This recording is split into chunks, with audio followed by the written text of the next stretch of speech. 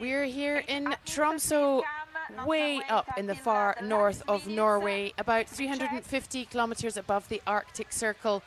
And as you can probably tell, it is still very much winter. Those views that we just saw there of ski mountaineers skiing down with the views of the sea, we may not get to see today. This is the final stop of the 2025 ISMF World Cup Series, and today we have the very last race of the season. And not just any race today, it's the individual race. And it's the only individual being broadcast this season, and so much to see and talk about in terms of athletes, not view, as I have said already. We're going to have a little bit more of a chance to talk about the athletes, the course, and the season roundup for 2025. Well, the last time we were here was back in 2023, and today we are back in Buren in the same spot for surely what is normally one of the most picturesque courses of the ISMF calendar. I'm Katie Friend, and I will be joined for the last time this season by Mireia Miro. And as you can see there, it is not just athletes out enjoying the course. There was a lot of snow until quite recently, so it is going to be very exciting. Does that look like a tiny sliver of light trying to beam through the clouds there? It has been snowy and cloudy all week. The conditions for the vertical were pretty challenging. The sprint yesterday was cloudy but clear, and today it is pretty cold. So cold, in fact, that the jury has added a mandatory fourth top layer to the athletes' kit list.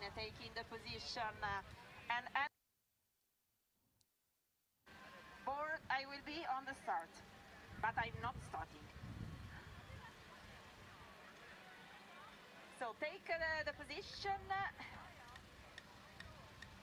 We will be starting today with the senior women.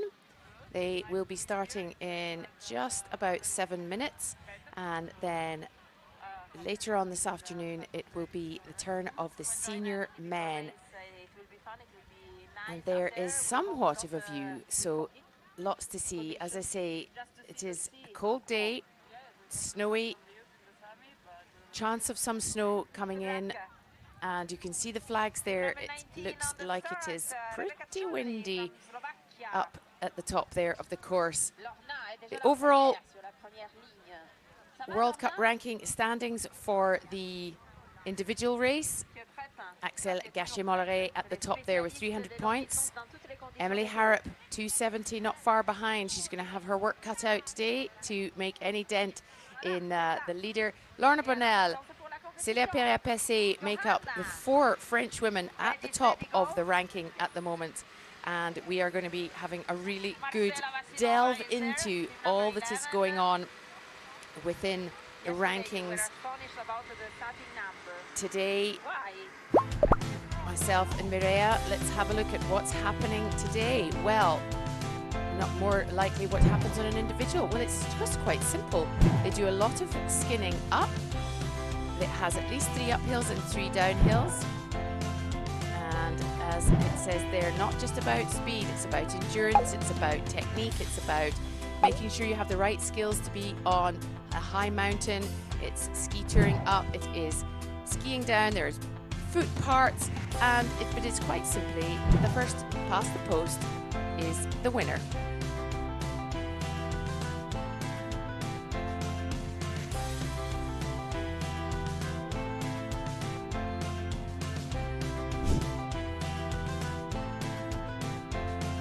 Mireia and I will be talking a little bit later on about what constitutes a good individual racer. It is not the same as the majority of the races that we have been watching on our screens this winter. I don't think today there will be any being pulled up on your Via Ferrata kit, as we may see here, but they will indeed be finished in around probably a 1 hour, between 1 hour and 10 and 1 hour and 20, the winners. It is a windy, cold day here. Mireia, how are you today? What an exciting treat for us. Yes, good morning. It's super exciting to be able to finish the season with an individual race here in Norway that it's spectacular as we can see with the fjords and a fresh snow. So it's really a winter race for last of the season. Indeed, and many people watching will be already in spring, very spring-like conditions, and this is properly winter. We've got 1,381 meters of vertical today, 3 climbs over 9.6 kilometers, and what I love to see is the men and the women are racing the same course today. Yes, exactly. It seems it's gonna be. I think it's gonna be in any case a fast race because they are starting at sea level, which makes things easier comparing when races start at 2,000 meters of altitude. The fresh snow also, I think that the tracks will be very fast. So even if they are all doing the same circuit, I think that we are gonna see a very fast times, both for men and women. Indeed, and we're just about 3 minutes from the start of the women's race. We have 42 of them on the start line today, and that we will be seeing 75 men take off a bit later. But what's kind of exciting, Maria, is that of the 4 races that we have had this year, well, this is the 4th, there is more than double the amount of women on the start line. It's the end of the season. Everybody's finished all their, Olympic qualifying disciplines and all the stuff. And while this is not maybe what a lot of people might consider fun, this is fun. Yes, it's totally fun. I mean, the day is not the best. It would have amazing for the athletes to have a sunny day that would have been like ending the season on a 10-10 note. But as you say, it's the last race. They are in a magnificent place here in Norway. I think that the athletes want to be here and just finish the season with a good one, to say so. Indeed. And that is Thibaut Dessin of Switzerland, who is leading the under-23 women's category. Who's had an absolutely cracking season, this young woman. Her highest spot in an individual this year was 6th. Next to her, Célia Perea-Pessé of France, who, while I suspect may be feeling a little disappointment in some of her performances, is still sitting second in the overall rankings. 4th, I beg your pardon, second in the overall rankings behind Emily Harrop. There she is, the absolute probably main star of the SkiMo world this season. And next to her, Axel Gachet-Molleret, the female ski mountaineer with the most points in ski mountaineering history. Axel Gachet-Molleret is the one to beat today from France. She has won all her races in individual this year. We're going to have lots of time to talk about all of these athletes in the next hour and 10 minutes or so. Lorna Bonnell there from France. A lot of strong French women. In fact, the first 4 in the rankings, in the individual rankings, all French. Are you ready, girls? You ready, girls? Yes. Alba Di Silvestro, Italy's big hope, also had a really good season. She had a bit of a blip in the middle, but has come back really strong. And Alessandra Schmidt of Switzerland, she will be delighted. This is absolutely what she loves, a good, solid individual race. And here we go.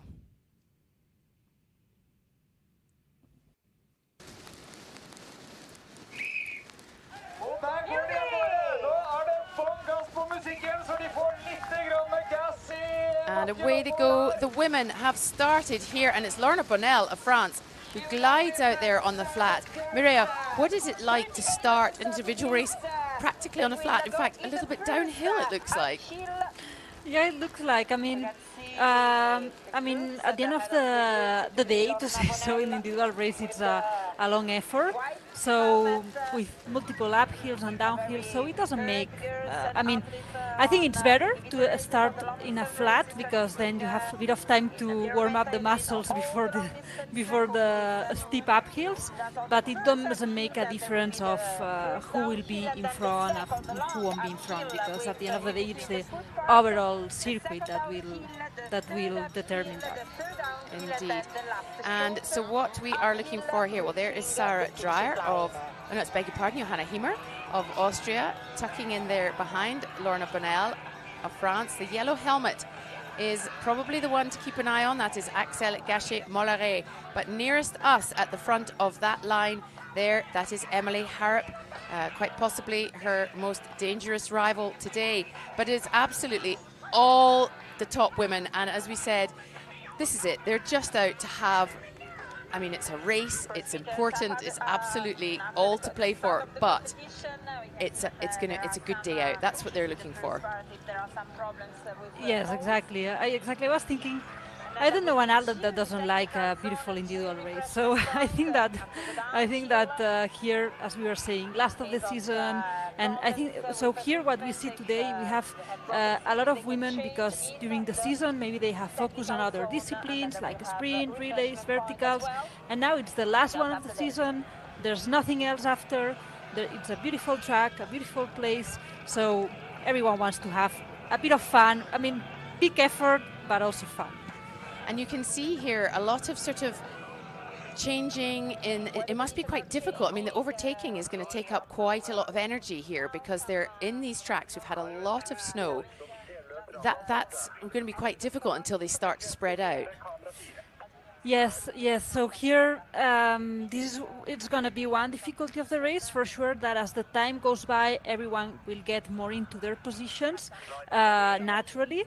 But for sure, that overtaking here it's not easy because there's this deep snow between tracks, and it takes an extra effort.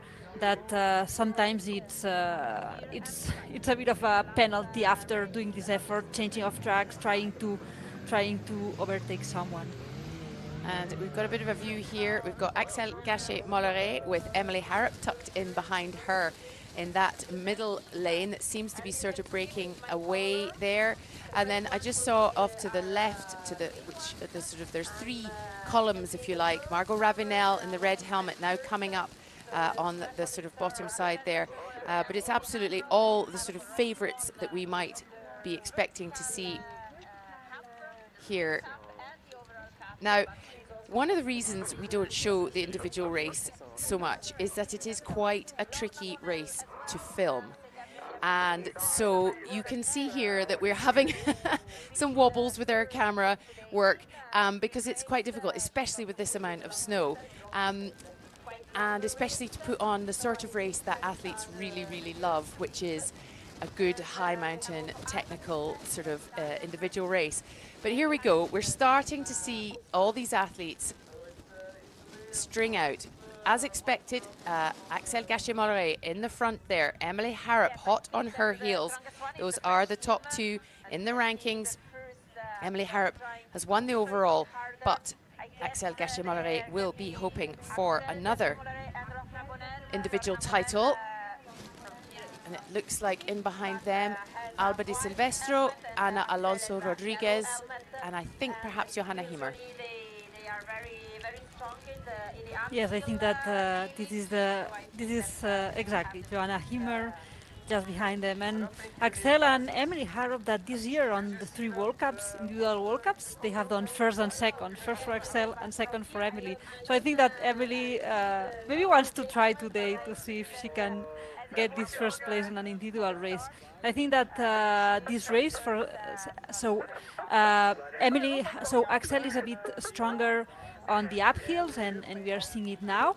But Emily Harrop, still quite close to her, is stronger than Axel in downhill. So I think that this is one of the most what I like of individual race, that you have to be such a complete athlete and defend yourself in multiple terrains and circumstances that and how you play your cards. And I think that here, let's see if Emily Harrop can hold Axel on the uphill and can play the race also on the downhill. Let's have a little look at the course. So the first of the climbs that they are on just now is 267 meters of vertical. At the top of that first climb, we will have a split time, so we'll be able to see exactly who is where.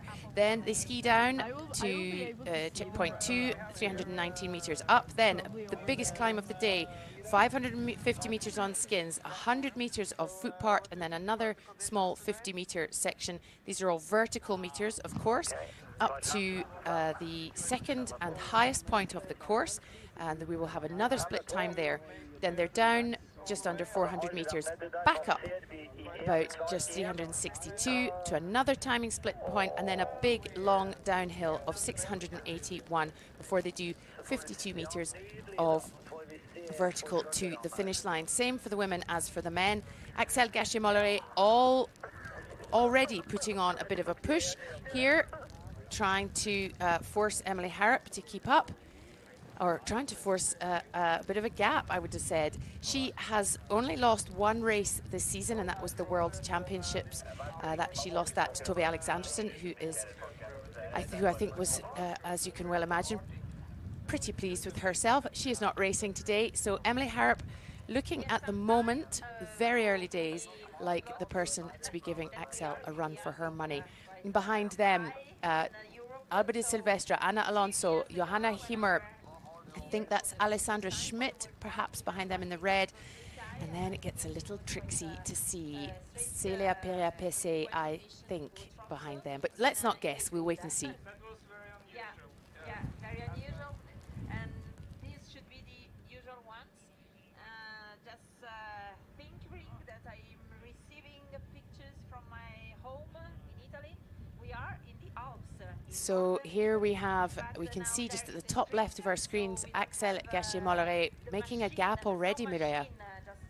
Yes, she's in a very good pace. Also, Emily Harrop just behind, but Axel is in a very good pace. We see that when the track gets a bit flatter, she tries to accelerate the pace, kind of, let's say, like running, to say so.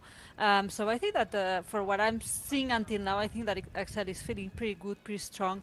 And she knows that that she has to make the difference with Emily Harrop on the uphills, because Emily Harrop is stronger on the downhills, and Emily Harrop also is very strong on transition. So if you are face to face on the same transition with Emily Harrop, you are very likely to be a bit slower than her. Very likely, not always, but she's very strong on transition. So Axel knows where she has to make the differences. We have a first uphill here that is not even 300 meters uphill, so it's a fast one.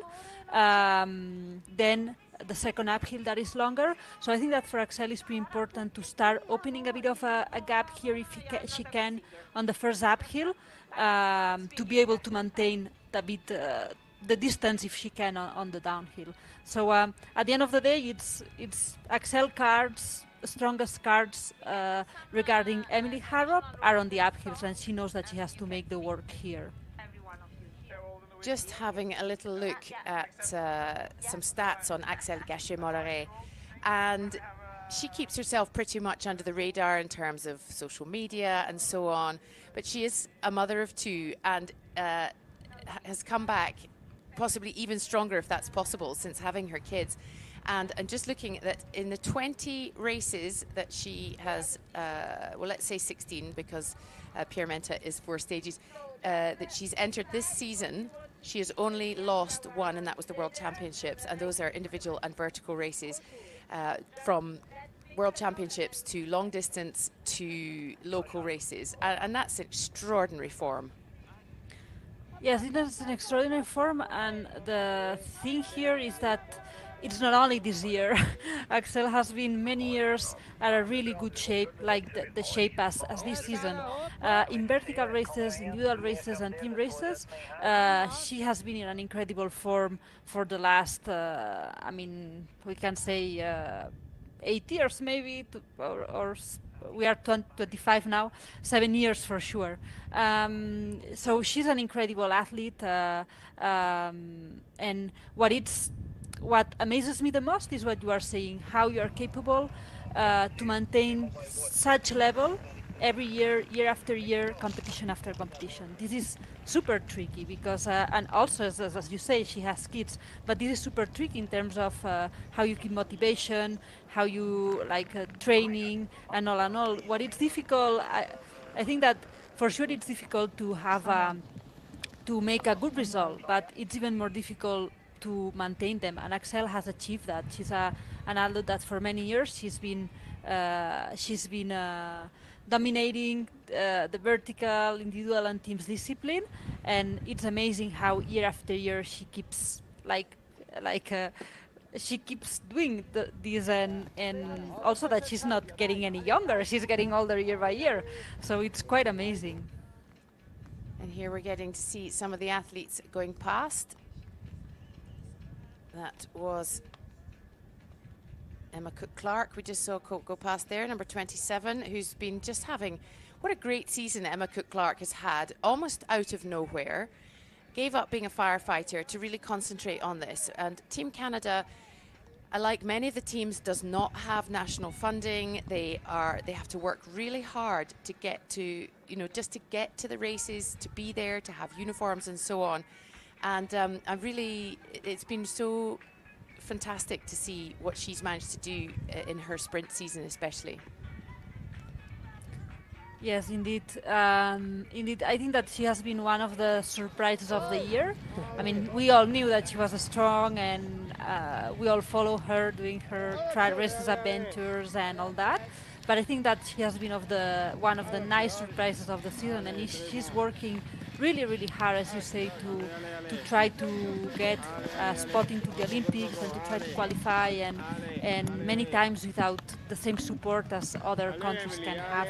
So really nice, really nice. Yeah, no doubt, it has been a really nice surprise, and we have seen this year. I think that we have seen Emma Cook-Clark grow through the season, through the sprint races and relay races, and she's been doing better and better and better, gaining experience at every race and applying it on the next one. And at the end of the season, she has done super beautiful races.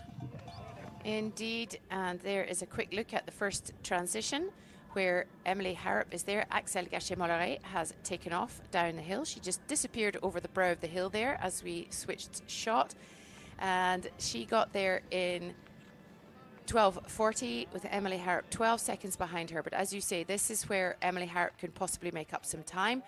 I can tell you that Johanna Hiemer has gone in third, has gone ahead of Alba Di Silvestro, but possibly Johanna Hiemer of a similar mindset as Axel Gachet-Molleret, because she knows that Alba Di Silvestro is a really, really good skier. They're all great skiers, but some of them just have that little edge, and so she will be looking to get a bit of a gap between her and Alba on the way down. Alessandra Schmidt of Switzerland in fifth, and Ana Alonso Rodriguez of Spain in sixth. I mean, talking of great seasons, Ana Alonso Rodriguez, just phenomenal. Yes, I think that we can say that maybe it's been her best season so far. She has had an incredible season, and Alonso that also is a really good descender, followed now by Celia Priapese leaving the area. And yes, you were saying world champions in the relay races. I think that through the second in the relay races on the world champs. But then I think that in all the World Cups, first of the mixed relay races, they have won many World Cups with Oriol on the mixed relay races. And she has been also in different sprint finals. I think she also got a podium. Now I'm just talking about from memory. But it's been an incredible season from Ana Alonso, with no doubt. I think that she has been a very strong athlete also for many years. But I think that she just needed a season like that to boost her a bit and give this a step forward. I think more mentally than physically, to see yourself there and that you are able to be there and you're able to fight a podium on the sprint. You're able to fight a win on the mixed relay. You're able to fight on all the races you take part. Because Ana Alonso, I think today, she will be also one to follow and one with probabilities to win the podium on an individual race. The verticals she has not done so well because it's a longer effort, and she was training more for well, not longer than today for sure. But Ana Alonso comes from a very strong individual racing background, and I think that today she's also one to have on the radar. And I think she's just gone out third there, ahead of Alba Di Silvestro and Johanna Hiemer. That's Alessandra Schmidt, just just left transition. That looks like Celia Perea Pese just leaving transition now. In there we have, I think that is Marianne Faton in the white helmet and red uniform, Margot Ravinel in the red helmet there.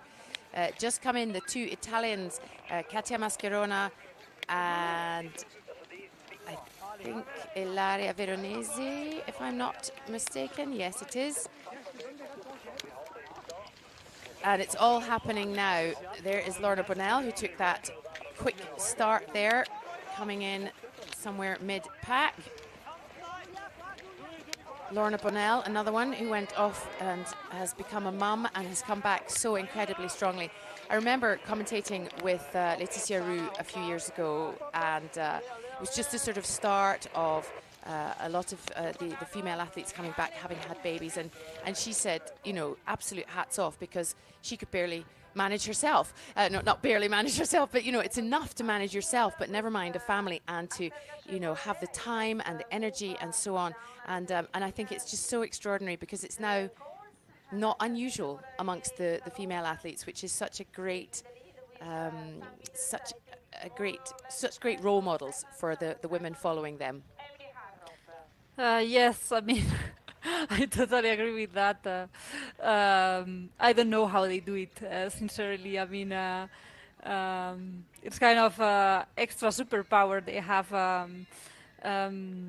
I find it quite difficult already to manage myself with a job on my everyday. Like, I haven't been training now for years, but I don't have like a call for it because I have enough, you know, in my life. So I cannot imagine what it's mean to have kids and a family and taking the time to train, but not to train for yourself just for fun or just training for international races and to perform in international races and to try to be in the front in international races, because Axel is fighting for the win, but Lorna Bonnell she has done incredible results. She's on the other individual World Cups. She's been on the podium also. So we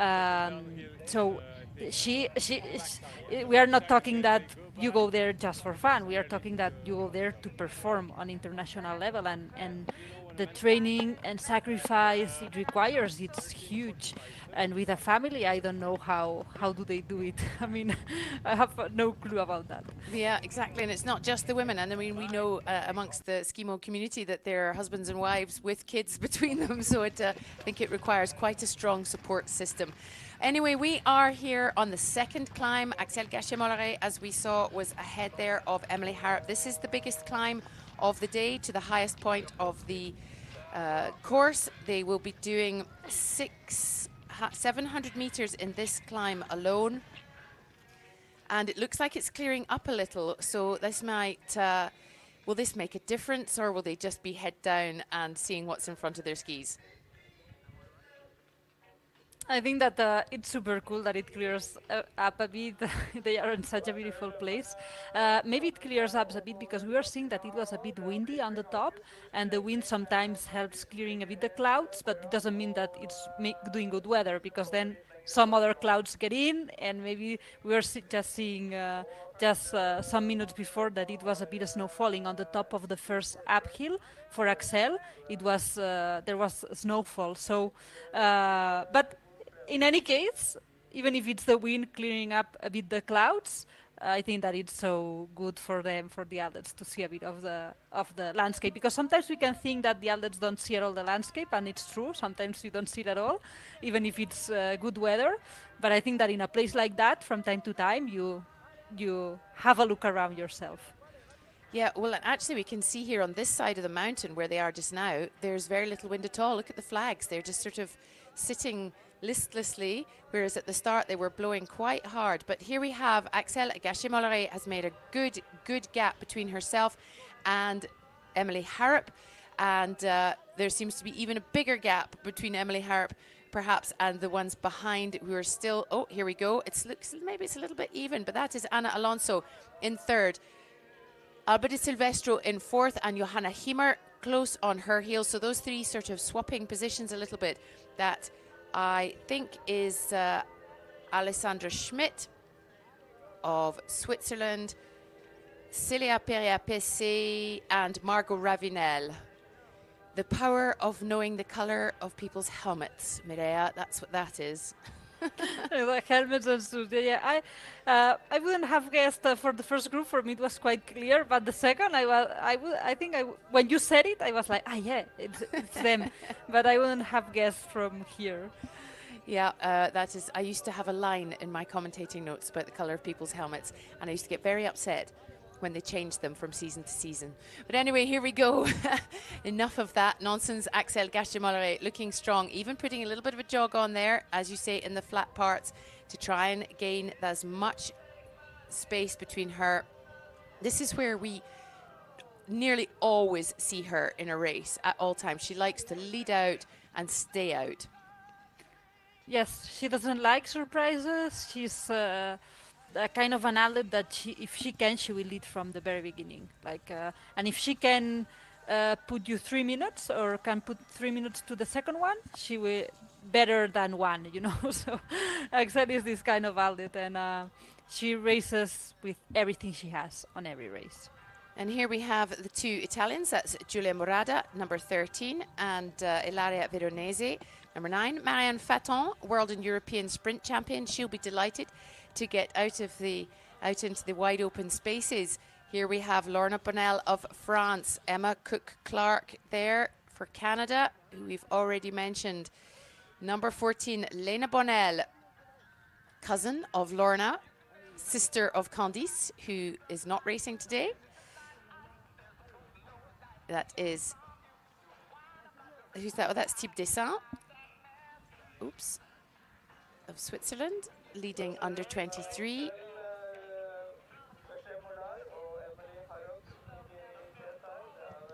And you can see just at the top left of our screens, a teeny tiny figure there of Axel Gachemolere. One kick turn behind her, Emily Harrop, and then a really good distance behind them. Looks like Anna Alonso has made a little bit of a gap between herself and Alba Di Silvestro and Johanna Hiemer. Following them, the Swiss uniform of Alessandra Schmidt, Celia Perea-Pessé, and Margot Ravinel in the blue of France, and then another gap to the rest of the field.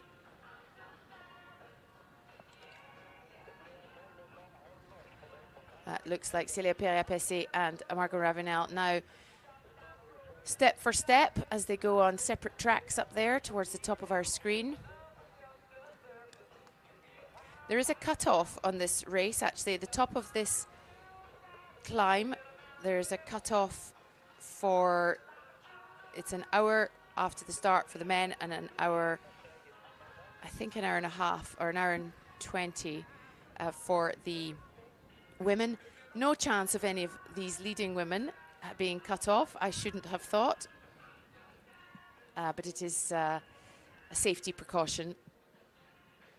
Make sure nobody is out on the course longer than necessary.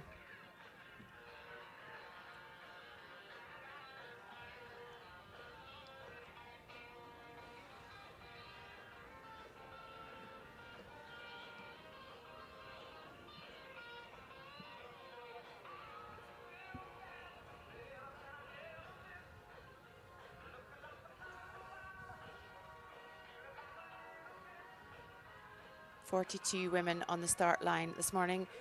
There have only been 4 individual races this year, and only 5 of the women racing today have done all 4. Kelly Wolf of the United States there in the yellow helmet.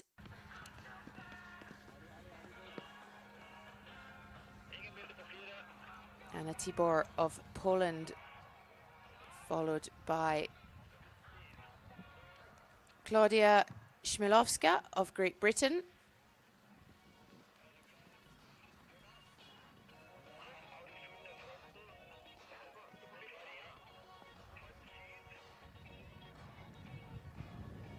Finally, we get to see a little bit of that view. I feel like that was actually a bit of sunshine on the snow there as well.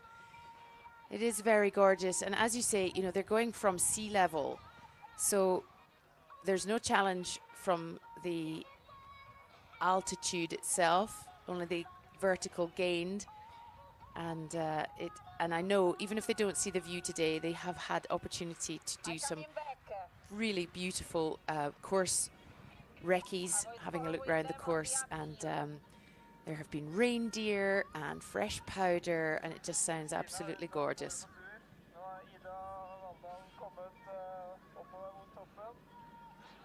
Axel Gachet-Molleret nearing the foot part with a really good gap now between herself and Emily Harrop, who's at the bottom left of our screens.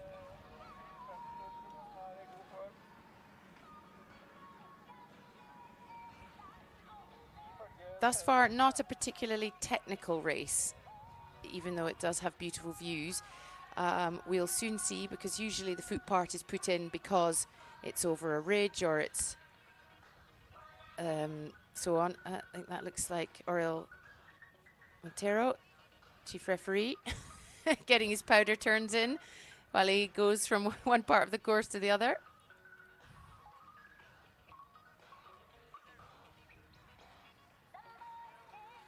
No, it is not. But anyway, part of the ISMF team. And, you know, just saying there, it's not being particularly technical. Not all individual races on the ISMF circuit are particularly technical. Sometimes they're constrained by weather, snow conditions, and so on. But this is at least giving us a good mountain race, Mireia.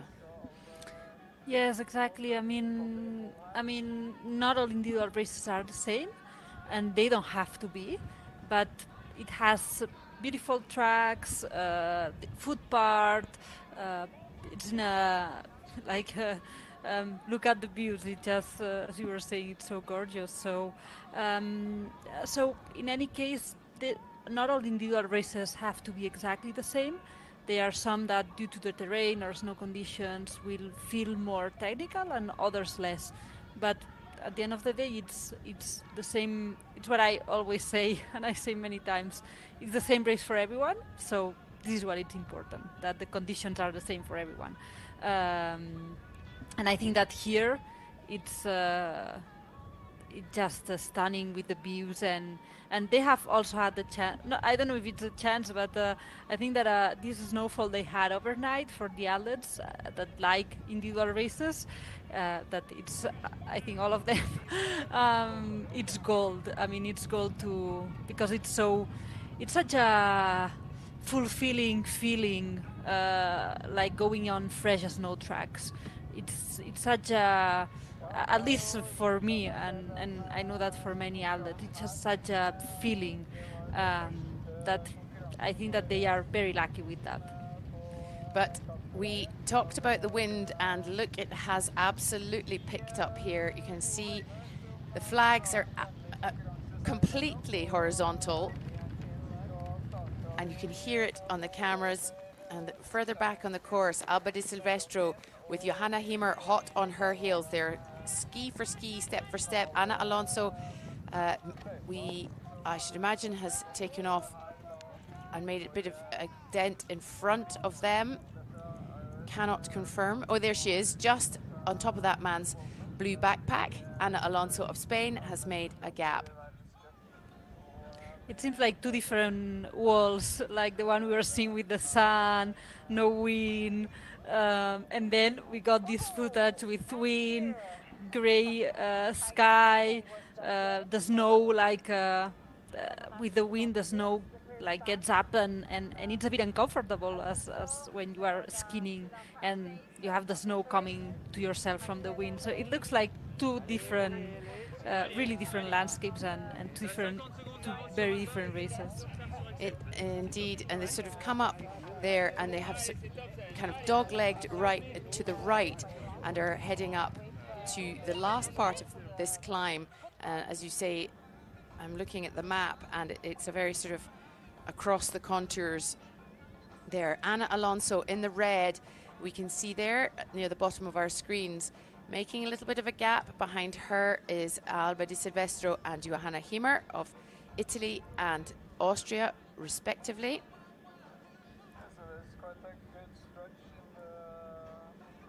And it feels like at this stage that the battle will be for third place in this race, all being equal.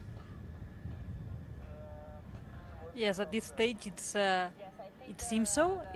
Even if Ana Alonso is putting really good work here, because Ana Alonso is very strong on downhills, and this little gap she's being able to open on uphills, for her it's like fresh air for sure.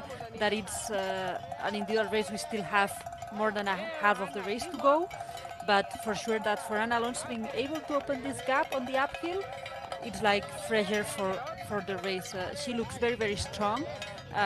She's been looking very, very strong for at least this first half of the race.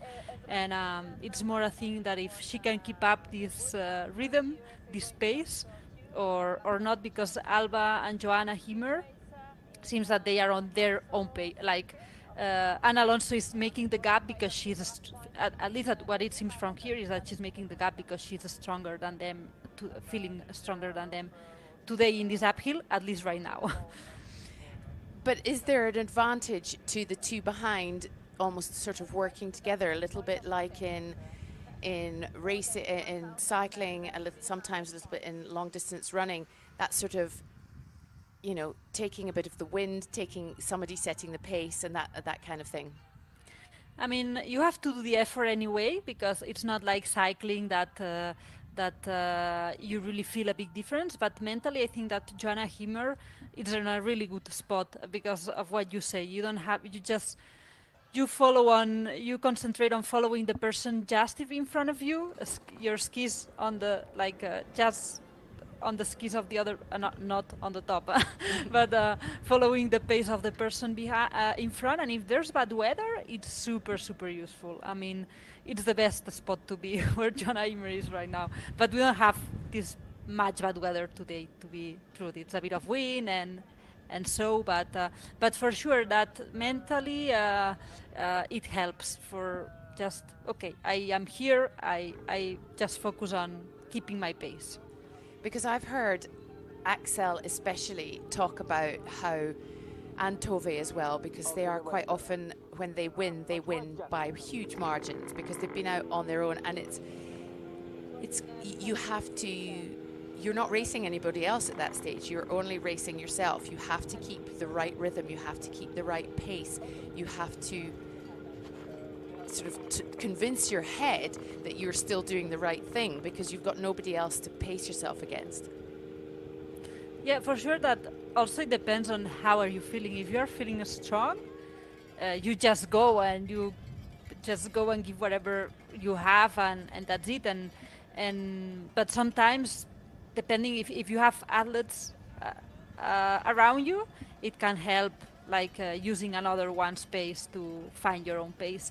But for sure that it's a bit tricky, but at the same time, for what Axel or Tobe were saying, but at the same time, when you are first leading with a bit of a gap, this is the motivation to keep opening the gap, and you know that you have to keep pushing to open gap and gap and gap and gap. So it can be tricky, but at the same time, it has also its advantages. And I think that you find the motivation on, if you are first leading alone, on trying to keep opening the gap just to be super safe on the person behind. If you are second as Emily Harrop now, trying to close the gap with Axel, and this is what keeps you going and finding your own rhythm.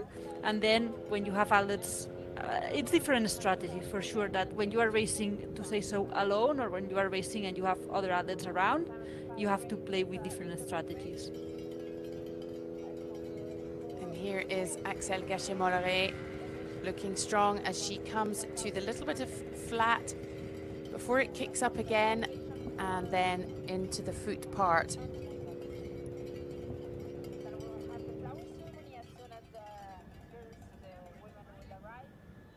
And you can see them all just heading off the right of the screen there. Too far away for me to even see helmet colours. But we will hopefully be able to see soon who is where.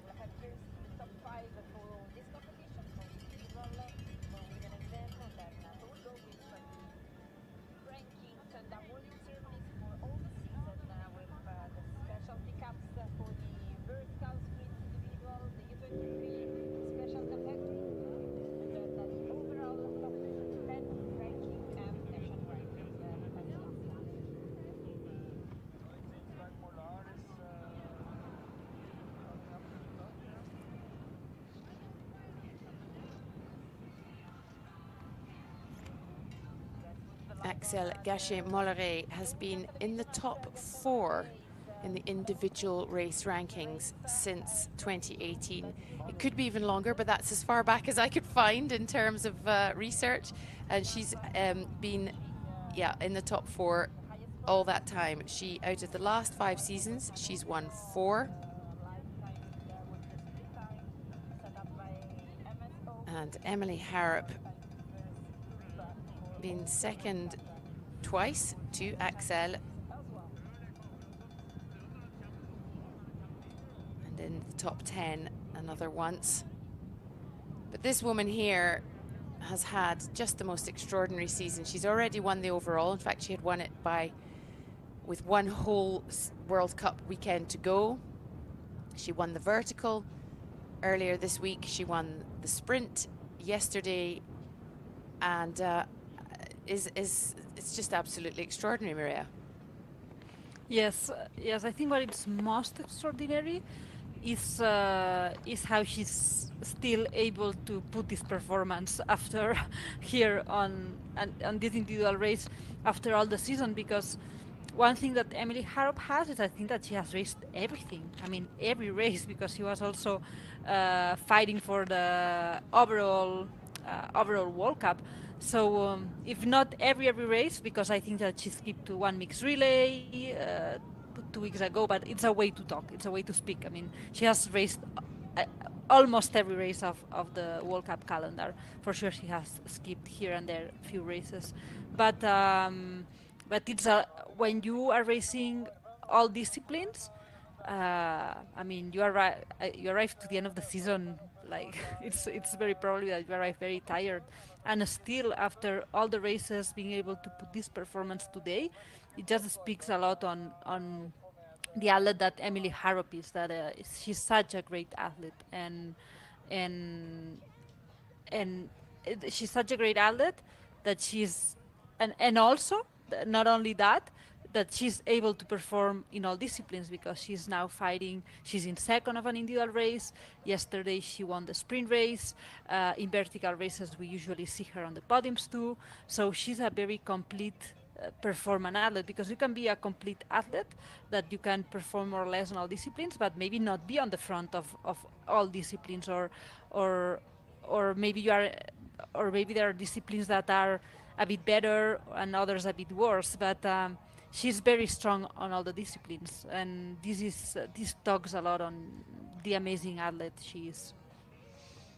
Yeah, because as you say, the ability to train for a 3-minute sprint and an hour and 20-minute individual, and as you say, and perform with the mixed relay and the vertical somewhere in the middle of those endurance distances is just something quite.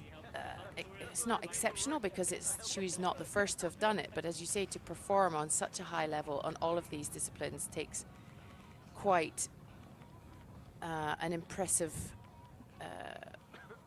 it's fitness, physical fitness, mental fitness, and so on. So absolutely quite extraordinary season from Emily Harrop, winning her 4th overall, her 4th sprint title, and her 4th overall title in a row. Very impressive indeed.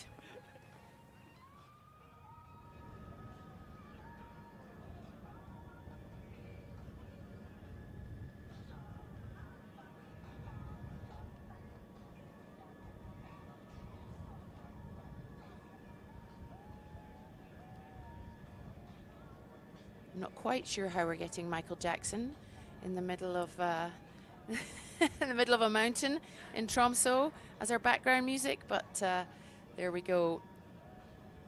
It looks very different, doesn't it, Mireia, to the mountains that we normally see in the sort of more southerly parts of Europe. Very desolate, very, very beautiful. Not that the others aren't beautiful, but this is something special. Yes, they look very different, and I think that it what makes it a bit more exotic for us and what we are used to see. But they are super beautiful, and it's I don't know another way to put it, really.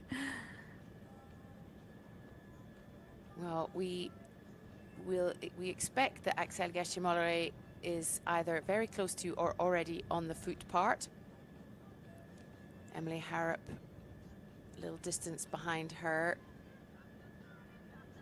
Let's have a look at, while we're waiting for some updates, because we will get another split time at the top of this climb. The sort of top 10 there are 5 out of 50% of the top 10 are French women, which just goes to show you the depth and breadth and what is it they call it, density, that is the word of the year amongst the French women. 2 Italians, 2 Swiss and an Austrian. Sort of once again we sort of still see these big nations in this generation of ski mountaineers, certainly on an individual race basis. Yeah, so I think that France has a lot of ski mountaineering culture. It's one of the places that, I mean, on the last year, I mean, not on the last, but has a lot of ski mountaineering culture. They have the Alps and they have many ski mountaineering routes. So I think that there's all the French, or almost all the ski mountaineering French skiers, have a lot of connection also to ski mountaineering in the mountains, just for pleasure and just for pleasure, even like beyond training. And I think that this is what we see also on the individual rankings. Besides that, France has we see that it has a lot of culture, because they also have a huge team of athletes, of very strong athletes. They are putting for sure a really good job on the youth and all that, but it has also a lot of a big team of athletes, and this for sure that helps also. Because yesterday, Thomas Bussard, when he won his sprint race, said that, you know, they have so many good Swiss men heading for the Olympics that it's hard to compete. I would argue that the equal most difficult category is the French women, because there's so many strong women there. Yes. I mean, yes. I would, yeah. Yes. Totally, totally. I was thinking about it, and just when you say it, and yes, I think that Swiss men team, especially on sprint and relay, they have such a strong feel, and the Olympic spots will be the most difficult to get inside the team. And I think that the equivalent on it's a women French team. They have such a strong team in the women field. France, such a strong. We talked a bit about it yesterday. How having a strong team also helps the youth and to push one another to be even better. It has, so having a big strong team has good things and maybe other bad things. So it has many good things, that the team is competitive and it pushes you to be a better athlete, and you can have some references inside the team that you can learn from, and this reference also can give back, which is very fulfilling. But at the same time, as Thomas was saying, the other side is that when there are occasions as the Olympics that you have very limited spots, it's super hard to get on these spots. So it has more good things, I would say, than bad things. But the bad thing to say so is that every every competition that has limited spots, it's very expensive to get into them. Indeed, here we see Axel Gachimare. We just saw her transition from foot part to back onto skis. She has another 50 meters of climbing on her skins to do. I suspect this camera may be at the top of where she's heading to, but I think just now behind her we could see Emily Harrop on the foot part. No one else there yet, but it is quite still quite windy, or getting windy in as we saw in different in certain sections of the course. Yeah, there we go. Cold, snowy and windy.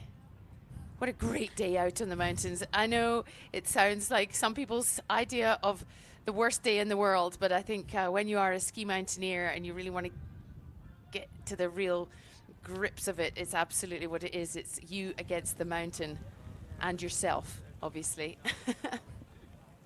Emily Harrop coming out of transition there into her last section, and we can see just sort of in the middle of the screen there, the three that we knew before were Anna Alonso, Alba Di Silvestro and Johanna Himmer, reasonably evenly spaced, heading up towards that foot part.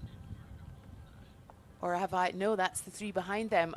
There are some already on the foot part, but there's quite a lot of spectators out there also on the course. So with these, we will just have to wait and see when we get to the next split time.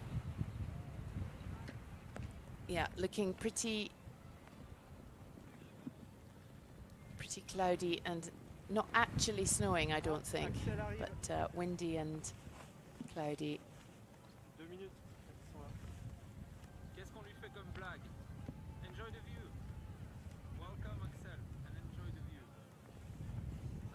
One of the volunteers or the course officials saying to Axel Gachimare, enjoy the view.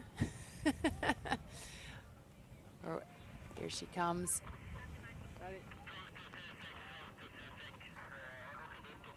Looks like tricky conditions, especially if you're the first out on the course. The men haven't been. You can tell an experienced athlete like Axel Gachimare, if she's slightly slipping, that conditions are challenging.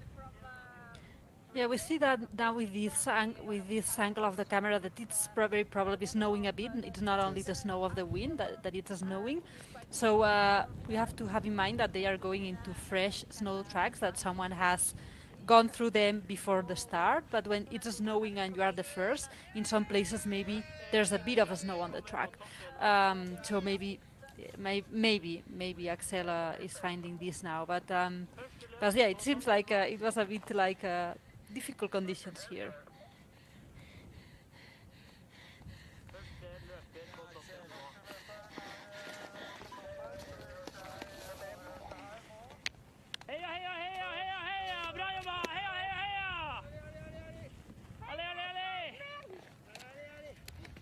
Enjoy the snow. Profite bien de la vue à la descente, c'est top. Allez.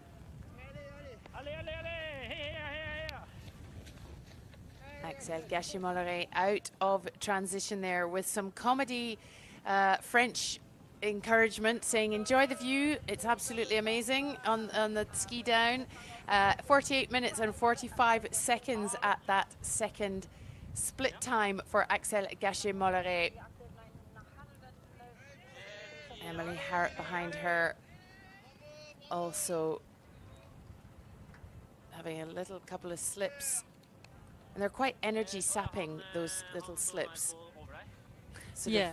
You suddenly have to get yourself back. Yeah, we have to remind ourselves that they are so even if it's a longer race, this doesn't mean therefore they are doing it's not important. They are doing a very important effort, and they are going at the fastest pace they can for the effort they have, the overall effort they have to do. So this, as you were saying, these slips are like hell, you know, like they are so exhausting sometimes. And a very different, so a minute, just already a minute and 7 seconds behind Axel Gachet-Molleret, her compatriot Emily Harrop. We will soon see who is following her.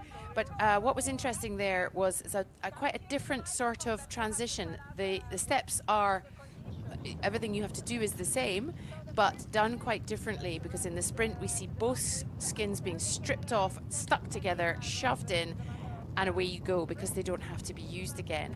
Whereas here, they have to be used again, so they have to stick to themselves and so on. Look at Axel Gachet-Molleret straight lining it here, not taking advantage of any powder turns. Really strong skiing into this transition here, Mireia. Yes, totally, totally. When there's a bit of fresh snow, I think that it's also a bit gives a bit of more of courage to do these things of of going straight. And yes, you were saying this is very interesting because sometimes, many times in individual races, you usually take two pairs of skins for the different uphills, and here, so you can so here we will have four uphills because there's a little one. Now Axel is going to start the third one, and then there's a little one just for the finish line. So you have to have in mind how you are going to use the skins, but not only that, when the conditions are a bit tricky, like here, that it's snowing, it's cold, sometimes the skins don't stick super well to the ski, and you can have some skins problems that you lose the skin, and then you have to be more careful. So even if you, for example, you have used the same pair of skins on the first and second uphill, and you had the second pair for the third and fourth uphill, it's better to be conservative on this second, on this taking the skins off on this second change, because you, with the conditions that you have today, maybe you have problems with the other pair of skins on the last uphill, for example. But we see, for example, an Alonso just just taking them off at the same time. So, but as you say, as you were saying, or as we were saying, so you have to, on an individual race, you have to have in mind that you have multiple uphills and downhills, that the conditions, weather conditions, will affect on how the skins work, because cold and snow and humid makes the skins not stick that well to the ski, and each athlete have to play with that, and this is also part of the strategy of an individual race. Indeed, and there we saw, interestingly, Anna Alonso Rodriguez in third, not far behind her, Alba Di Silvestro of Italy, Johanna Hiemer of Austria, the three that we saw in that battle for third place. But Margot Ravinel, having made a break from the two Italians, Giulia Murada and Ilaria Veronesi, and is up now with those four in the following pack, which is just sort of testament to the kind of season that Margot Ravinel has had. She has really stepped up to be properly considered a contender in the senior category. Yes, totally, totally. She's been doing an amazing season from the very beginning, and showing that that she's ready to play with the big ones, you know, to say so. And she's been on the sprint podiums, and we see now also that she's full on the fight for this third place, because, as you were saying, she left Celia and Ilaria and Giulia Murada behind, and she just caught the previous group, and Alonso, Alba de Silvestro and Johanna Hiemer, and the third place will be a fight between this group, between the four of them, because we now have one uphill of 350 meters, last downhill, and a little uphill to the finish line. And we see Ana Alonso and Alba de Silvestro first on the transition, putting skins on, and as we were saying, both of them are really, really strong on downhills. They are great athletes, and when it comes to many things, but especially on downhills off piste. Indeed, and so at the top of that second and longest climb, Axel Gachet-Molleret with a minute 7 over Emily Harrop. Behind them, grouped together, Ana Alonso Rodriguez, Alba Di Silvestro, Johanna Hiemer and Margot Ravinel. And then sort of another group of Celia Passé, Ilaria Veronese, Alessandra Schmidt, and a little bit behind them, Lorna Bonnell, Julia Murada, Emma Cook-Clark, and then we see Ida Baldal and Lena Bonnell, and they've just seen Type Dessin. So that was at the top. We've got Anna Alonso here leading this second group, Alba Di Silvestro in behind her, and now Margot Ravinel and Johanna Himmer close together. Johanna Himmer now gone down into sixth as it looks like Anna Alonso and Alba Di Silvestro really making a push to get into that third place.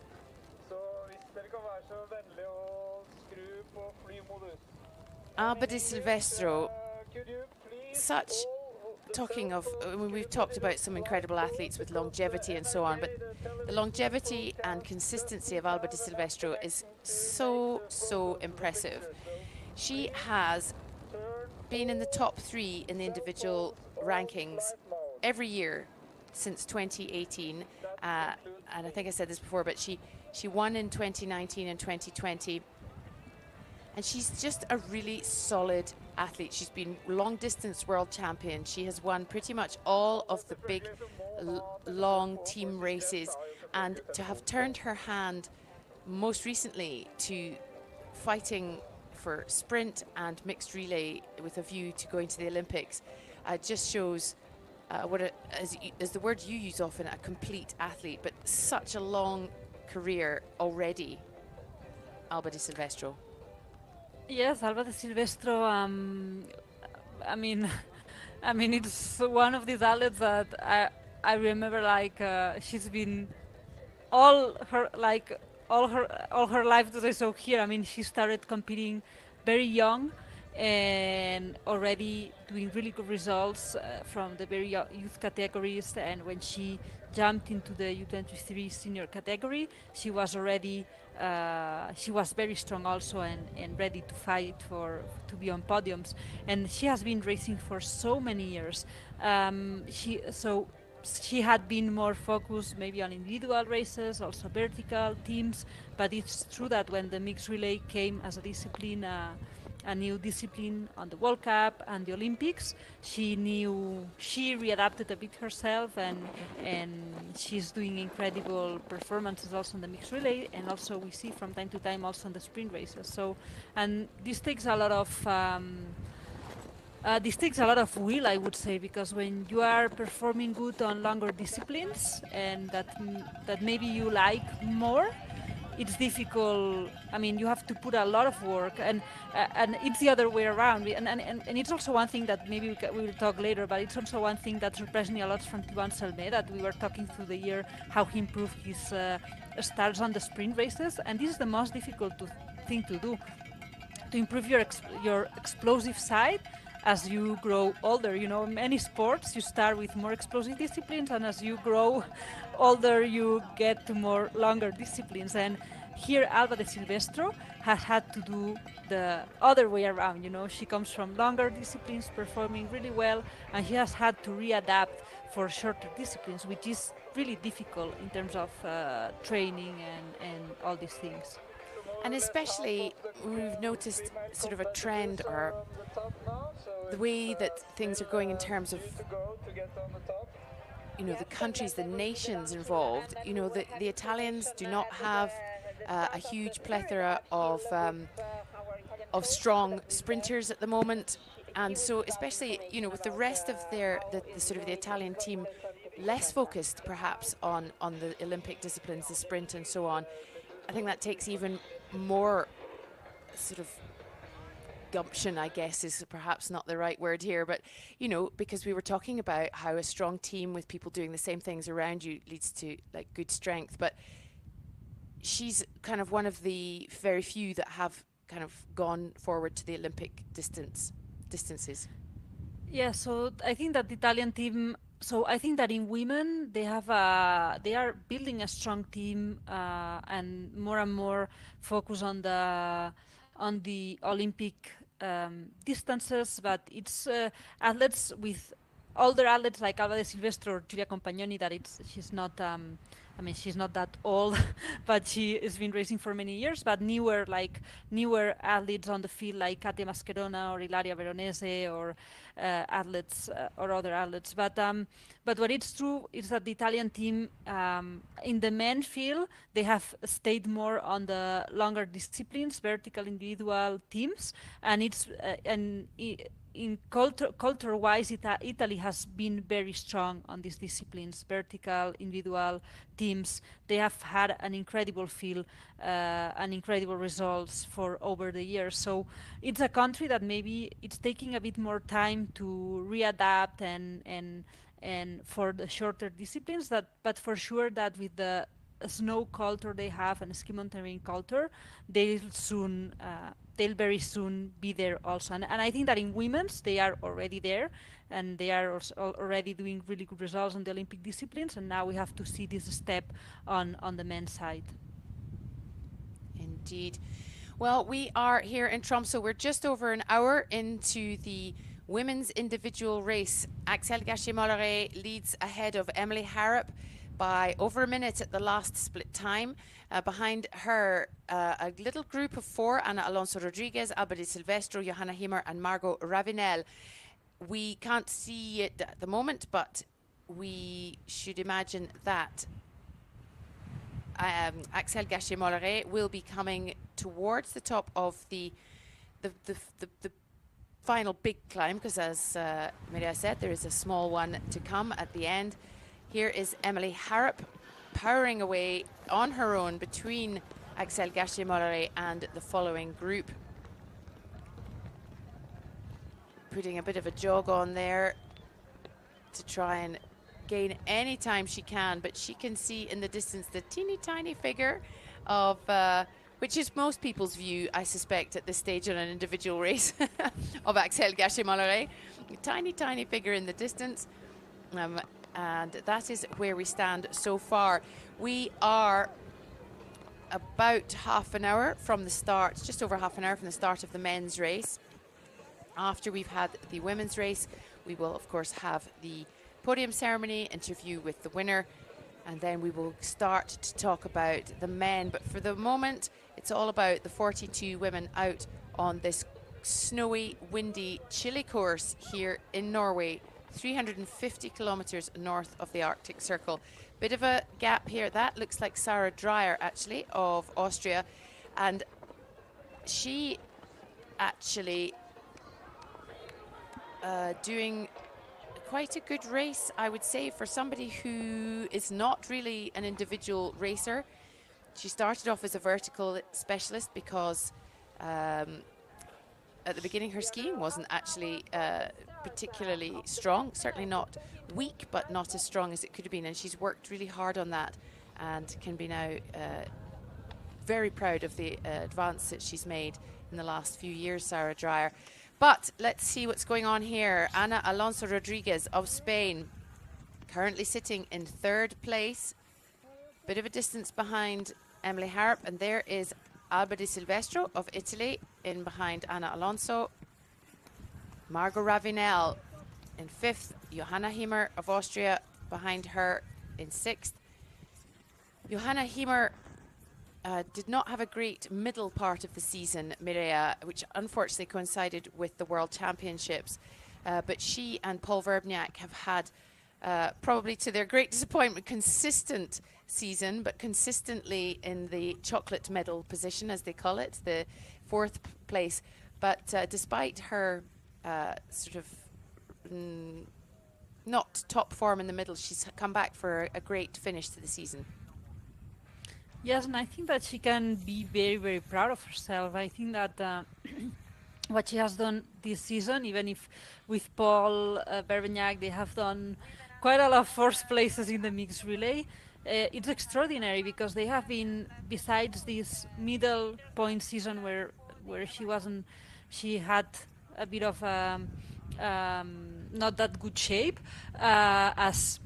as the beginning of the season, and now at the end of the season, she's been doing a really consistent season with really consistent results and really consistent performances in So also in the sprints, she has been able to be in the semifinals, and so I think that she can be very, very proud of herself. And I think that it's one of the names of this season. And of when we think of athletes that have had a good season, I would think about her. I would say one for me for sure. Joanna Himmer is one of them. Even if it's always a disappointment because World Championships is one of the most important moments of the season, and she didn't had her best days there.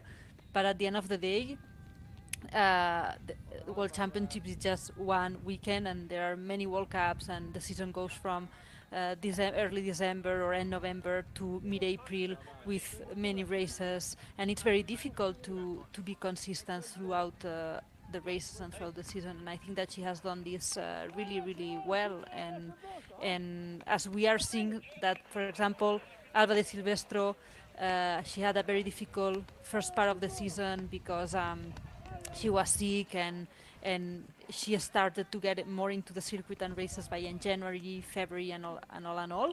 Joanna Himmer from the very beginning till the very end. Besides this, the World Champs and Austria World Cup in Austria weekends, that they were consecutive weekends, she has had a very, very consistent season. So we have some athletes that we see very like first part or second part that are very different, but Joanna, it's been very consistent, and I think that she can be very, very proud and feel very, very proud of herself. Indeed, she's had 2 top 10 individual overall finishes in the last 3 years and 3 in the vertical. So indeed, she's definitely one to watch. Axelle Gachet-Moret makes it to the top of the penultimate climb, the last of the big climbs, in 1 hour and 6 minutes. And she takes off there, stamping her heels in to her skis as she goes.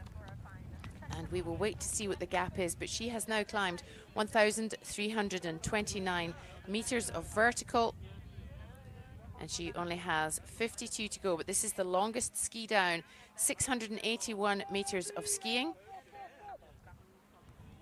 And straight lining seems to be the skiing method of choice in this particular race, because in these teeny tiny skinny skis, trying to get in some big turns is there's not much floating going on. There's a lot of sinking to the bottom of the powder. But we shall soon see, I should imagine. But at the moment, we wait to see the gap between her and Emily Harrop. Yes, and we know, with all the respect that I have for these athletes and their abilities downhill skiing off-piste, I always say that ski mountaineering in individual races like that, or team races like off-piste and different conditions, and so it's a bit of a survival skills, because they are not, for sure, they are not the best skis for a beautiful technique and all these things. It's just going down as fast as possible, less time as possible, and try to fatigue the less as possible. That's the goal, It's not doing a beautiful turns or nothing like that. It's certainly not free riding, that's for sure. Emily Harrop makes it in to transition, the final downhill transition for the day. And she is now almost 2 minutes behind Axelle, and here she goes. Axelle adopting that exact strategy we were just talking about. Right on the back of the skis, tips up. Not quite straight lining, but she did have a corner to turn. Following the red flags, because I can imagine it is quite flat light out there. Look at that. That takes more skill than one might think. And here, in a little bit of flat, you don't want to catch the edge or the front of your skis in that powder. My word. In a few minutes, we will have Axelle Gachet-Moret arriving. We had the checkpoint, and Axelle was leading with. Bit of polling there. Oof, right near the end of a race. To get them around the corner. Here we go. Emily Harrop, same strategy. Emily Harrop, who started her skiing career as a downhill racer and switched to ski mountaineering. Much to the gratitude of all of us, because what an incredible career she is having. Look at that.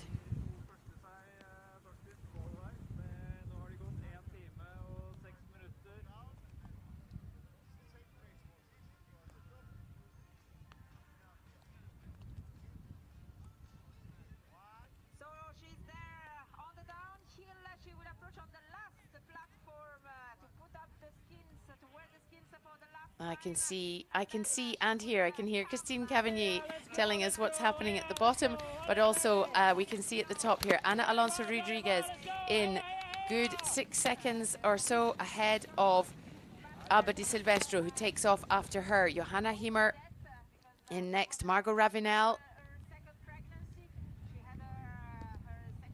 Emily Harp getting a few turns in.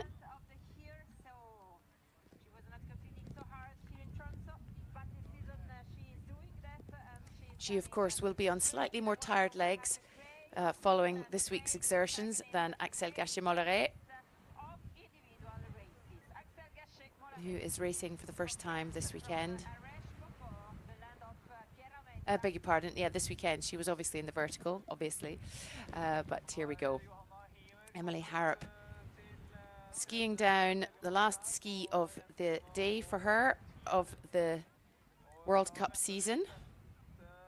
Just one more transition and it is a skinning up to the finish line, which is what we can see right now, thanks to the skidoo. A very different terrain. They've just dropped nearly 700 meters of vertical, and we have trees and a very different looking environment there, Mireia. Yes, it's very Norwegian, I would say, these trees on the lower areas, and yeah, a very different landscape from the top areas that look very wide without nothing there. The lower areas have those trees that can be very packed at some points and can be a bit tricky, a downhill in between all these trees. So not long to go before Axel Gachet-Molleret reaches the finish line. Oh, Ana Alonso has taken a proper powder tumble and only has one pole, which will prove difficult because round this corner we saw there's an area where they have to pole, but wowee. She has a face full of snow.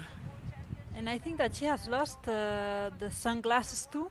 And it's a pity, as you say, because, well, Ana Alonso, I'm sure, maybe it's Alba de Silvestro just in front of her. I think that maybe she was trying to, I don't know now. And she's gone again, and Margot Ravenel takes past it. Ana Alonso not having a great day because she's going to need some impetus to get round that section. We can now see Margot Ravenel on and two poles, but that must have been quite a tumble as she came down there. Not easy at all. Maybe she's had a problem with the gear or something. It's strange to see her tumble 2 times like that. And as we were saying, she's very, very strong on the downhills. She will have definitely it's a disappointment because she was doing super well, and she will have a difficult end of the race because she still has to arrive to the changing area where maybe she'll get another pole, because we see here that she was already with 1 pole. So she had lost the pole on another place before. So she will for sure definitely have a difficult end of the race because she still has to arrive to the changing area and then to the finish line. There is a technical zone at the next transition to go up, so hopefully there will be somebody there with a pole for her. But here we see Axel Gachet-Molleret in an almost entirely different microclimate from the rest of the race, crossing the line in 1 hour 14 minutes 14 seconds. Axel Gachet-Molleret of France takes the win in this individual race, making it a clean sweep for her, 4 out of 4 this season in the World Cup series. Congratulations to her.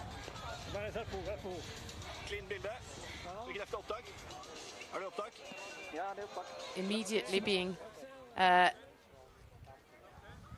greeted by Norwegian television. I was gonna say that she makes it look so easy, she arrives and it seems that she hasn't done any effort and she's been 1 hour 15 minutes pushing up and pushing down. It's pretty impressive. For me the most impressive is what I was saying, is being able to keep this level for such long time and so many races. Celia Perea-Pessé there, skiing down.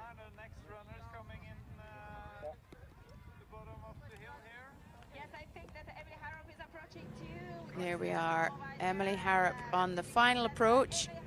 Last we saw was 1 minute 53 between her and Axel Gachet-Molleret. And not surprising that this woman has a smile on her face. What an unbelievable season she has had. Not a foot wrong all season. She has kept physical form, mental form, just really so impressive. And well, she should smile, because Emily Harrop finishes second in the individual race, in the individual category, the discipline for this season, having won the overall, won the vertical and won the sprint. Emily Harrop takes second place and finishes quite an extraordinary season. And then it will be the fight for the first position. Look at that smile. As they say in French, la banane, the banana. Teammates there.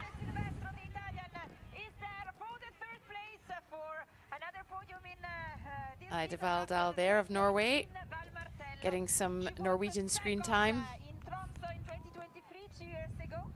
as she comes down that big and quite tricky descent.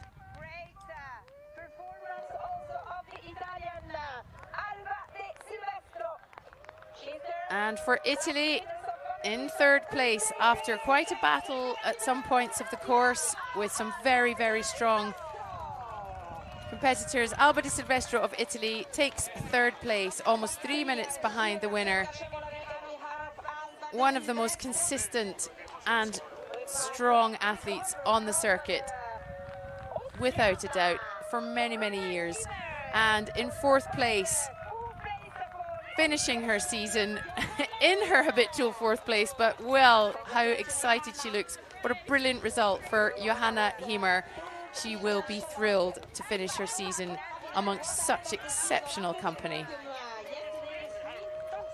And talking of phenomenal seasons, Margot Ravenel of France takes fifth place amongst really some of the most extraordinary female ski mountaineers, as you say, to play with the big ones.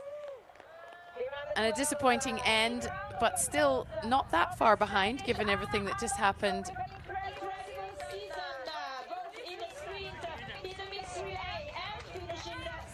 Going to the Olympics next year for Spain, and sixth today, Ana Alonso Rodriguez.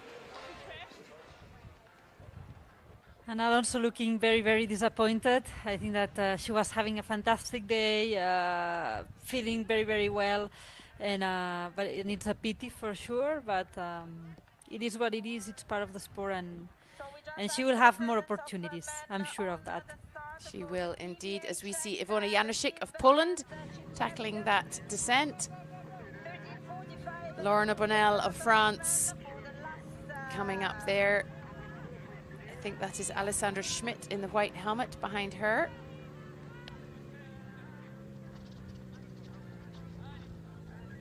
Lorna Bonnell currently sitting third in the rankings for the individual. Alessandra Schmidt seventh.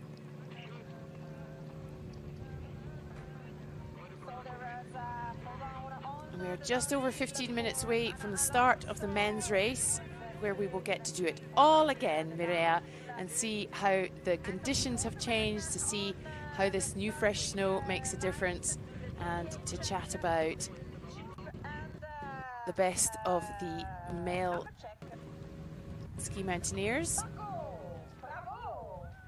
Célia Perret-Pessé of France there.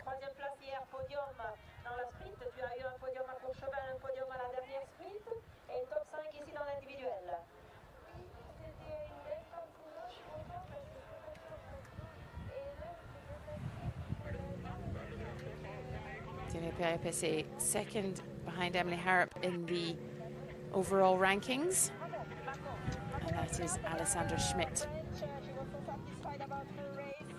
of Switzerland, whose first ever ski mountaineering race was the small Patrouille des Glaciers.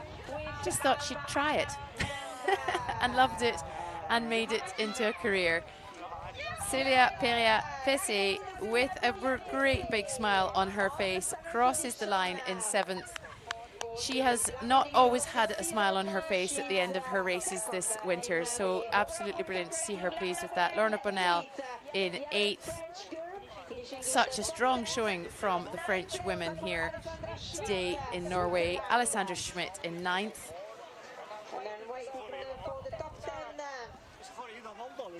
Being congratulated there by Celia Perea-Pessé. Ilaria Veronesi, as we said yesterday, back from a couple of injury-plagued seasons.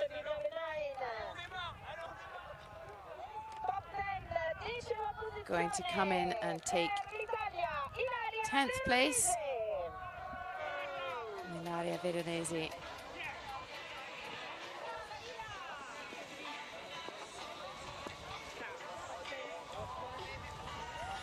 Christine Cavigny, the course commentator. Quick hug for one of her country folk. Julia Murada, number 13 there, coming in behind her.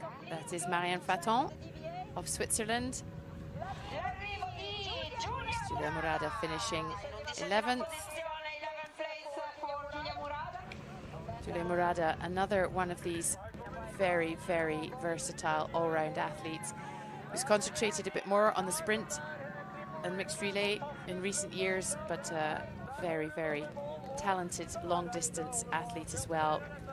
There is the European and World Sprint Champion, Marianne Faton, just coming in there, but that is Ida Valdal of Norway who's finished. Lena Bonnell of France in behind her.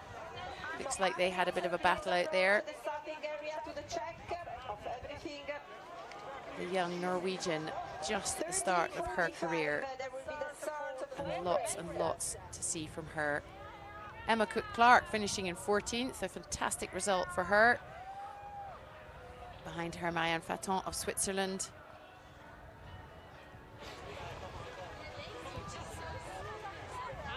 Many of these women have not done any, Mireia, if you can believe it, any individual races at all this year.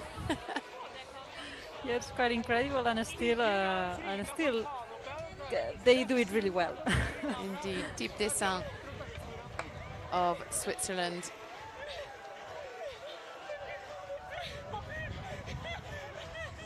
Oh, well, that's what we love to see. Hoots of laughter from the Swiss team, enjoying themselves on this very last day out for the World Cup.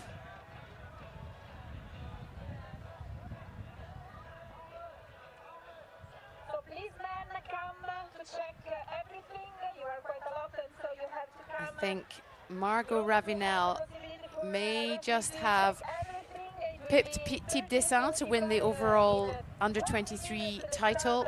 She had overtaken her yesterday after the sprint, but a very close battle between the top two there.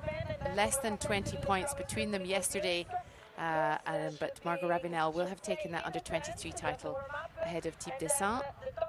Ida Valdal will probably have moved up. Certainly in the top, will be in the top 5. Marta Garcia Fares of Spain. Maybe had a little tumble, but maybe that's just, no, I think that's just snow from skiing down. It's going to be very interesting for the men by the time they get here, Mireia. Yes, it's going to be very interesting to see the men, what time they do also. I think it's going to be, if we've seen Axel winning 1:14, the men, it's going to be a very fast race too. And, and the first ones, they don't hesitate on the downhills. Huh? They No, they do go not. very straight. It was Katia Mascherona coming past there of Italy. Katia Mascherona, who had her first senior World Cup podium in Villars on the sprint. And for Germany there, Tatjana Paller, very talented sprinter.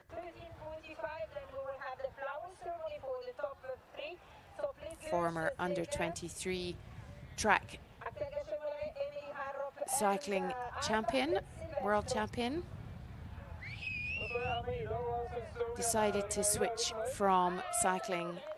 She felt that she had done all she wanted to and decided to, again, very luckily for us, switch to ski mountaineering because it's sort of similar in terms of strength and tactics and so on.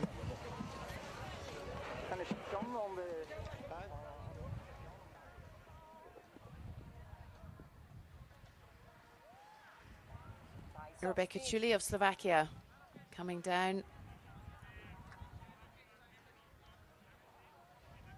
Just under 10 minutes before we see the men take off. We're here in Tromso, in Norway, where the snow is getting heavier and heavier and thicker, and we are 350 kilometers above the Arctic Circle. It's the last race of the 2025 World Cup season, and we are being treated to a beautiful, wintry, very snowy individual race as the grand finale. Mireia, what a women's race.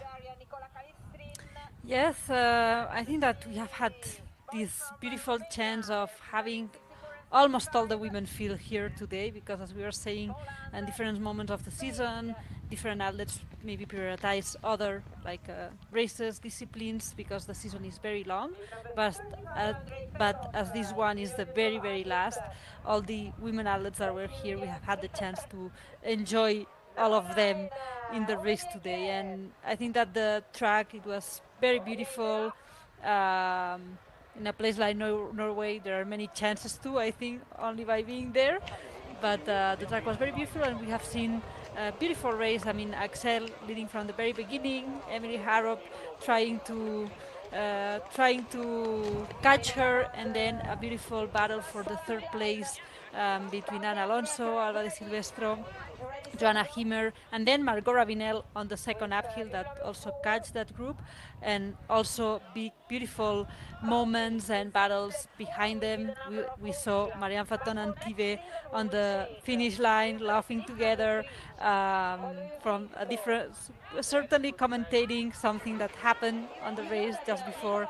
And it's beautiful to see a last race like that with all the women here still pushing, still trying to do her best, and trying to finish the season the best as possible.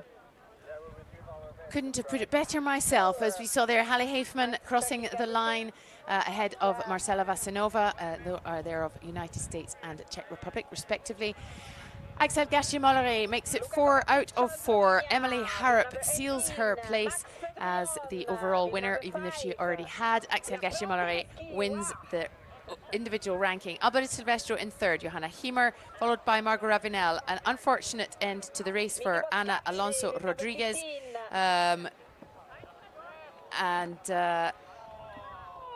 Celia Peria-Pessé in seventh. Lorna Bonnell, Alessandra Schmidt and Ilaria Veronese make up the top 10. And as you say, good to see, you know, all the women that we would hope to see out there on the course. And some of them, as we say, a huge number of them. Only 5 of them have raced all the races this year. There we have it, confirmation. Axel Gachie-Molleret takes the individual race ranking, 4 out of 4. Emily Harrop in second. Alba de Silvestro goes up to take third place. Lorna Bonnell, Celia Peria-Pessé drop down. Margot Ravinel goes up to 6. Thibaut Descent, Alessandra Schmidt there for Switzerland. And we have had, yes, Axel Gachie-Molleret taking that title for the, how many years in a row now? I think that's 4th in a row, certainly. Extraordinary. No Norwegian girls came, so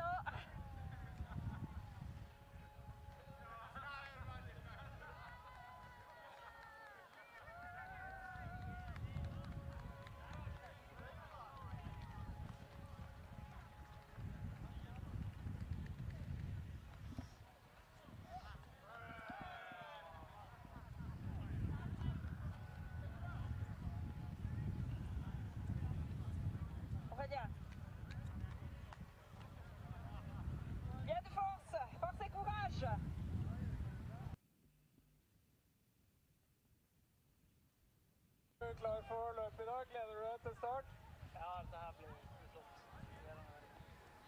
Nå kommer sikkert sola til å skinne på dere når dere løper opp her, regner jeg med. Det var jo en veldig bra innsats av Ida i dag. Ja, hun var sterk. Får lykke til, og så løp på. Det blir bra. All the athletes are taking the position.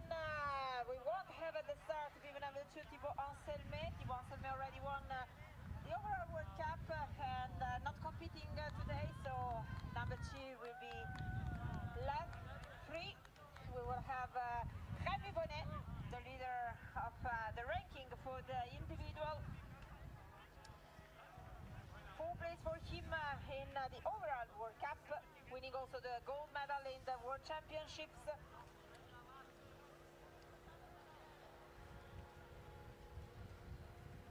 Then on second lines,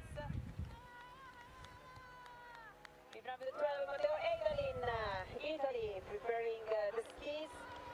Here we are in Tromso, and the wind is up and the snow is snowing, and I feel like I just heard Christine Cavagnier say that Thibaut Anselmet is not on the start line. I don't know if you heard that too, Mireia, but we will see. So for the moment, though, Rémi Bonnet, Switzerland, Thibaut Anselmet may or may not be racing. Samuel Eki, Paul Verbniak, Max Drian, Xavier Gachet, William Bomardian, Paul J, Aurélien Gay and Niels Oberauer are the top 10 on the start line, certainly according to my start list, and we will wait to see Mireia. This is going to be interesting because we've been talking all morning, or since we started, about the consistency and longevity of the female athletes, but we almost have to sort of expand that even further when we come to some of the top men on the start line today. Yes, exactly, totally. I think that today the individual races in main category have and also team races have the most, how do you call longevity athletes on ski mountaineering. We have some athletes that have been here competing for so many years, still performing on the individual races, and I think it's beautiful to see, and it's very interesting also to see. And also beautiful to see and interesting to see is the referee leading the racers in a warm-up dance. It looks very chilly down there. Photographers shaking their hands, athletes trying to stay warm. And it is official, Thibaut Anselmet is not on the start line today. He claimed his overall title yesterday after his performance in the sprint, and so we will be without his company today. And talking of longevity, this man, William Bomardian, has been in the top 10 in the individual rankings since 2018. He is turning 42 later this year and has had just the most extraordinary season. We will talk more about him later, but he has almost gone back to the height of his he's never dropped out of his height, really, but it has been an absolutely fantastic season for William Bomardian of France. Hoping we'll see a little bit more of the start line. Last seconds, and it will be the last starting procedures of the season. Our president of the jury, Oriol Montero, is here. 30 seconds to the start. 30 seconds to the start. Oriol Montero giving the athletes just their last words, because there will be some things to say about this course. It is quite wild out there now.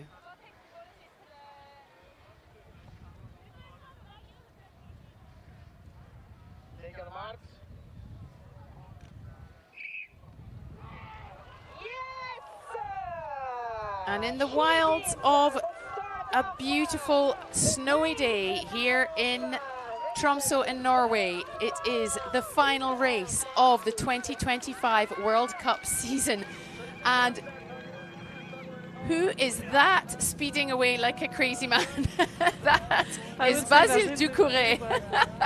I don't know what he was looking for there, but he and I can't see who that. Jérémy Anselmet have decided to go for broke and see if they can do a little bit of this race ahead of Rémi Bonnet.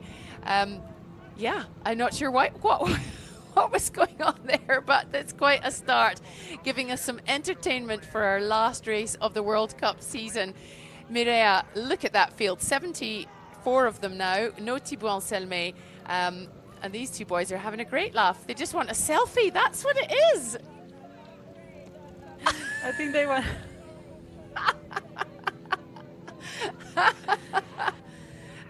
Basile Ducouré and Jeremy Anselme speeding out there. I don't think they're going to race. They just wanted a selfie ahead of the great Rémi Bonnet.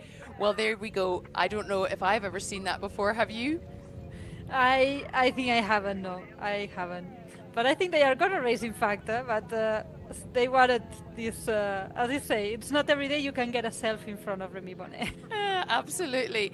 Right, down to the business, the serious business of racing, and Rémi Bonnet pops himself out there in front, getting a little jog on already. Behind him, Paul Verbniak of Austria, who is doing super well, very strong in this year's rankings, sitting number 4.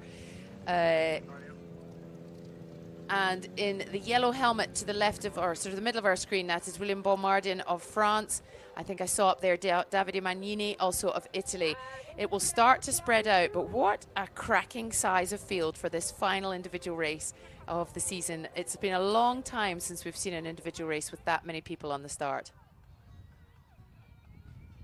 Yes, yes. I think that we are very lucky to have this last race of the season, where we see the replay of the moment of glory for Basile Ducouré and Jeremy Anselme, the moment of like taking the selfie in front of all the pack with Rémi Bonnet, William Bombardier, Xavier Gachet.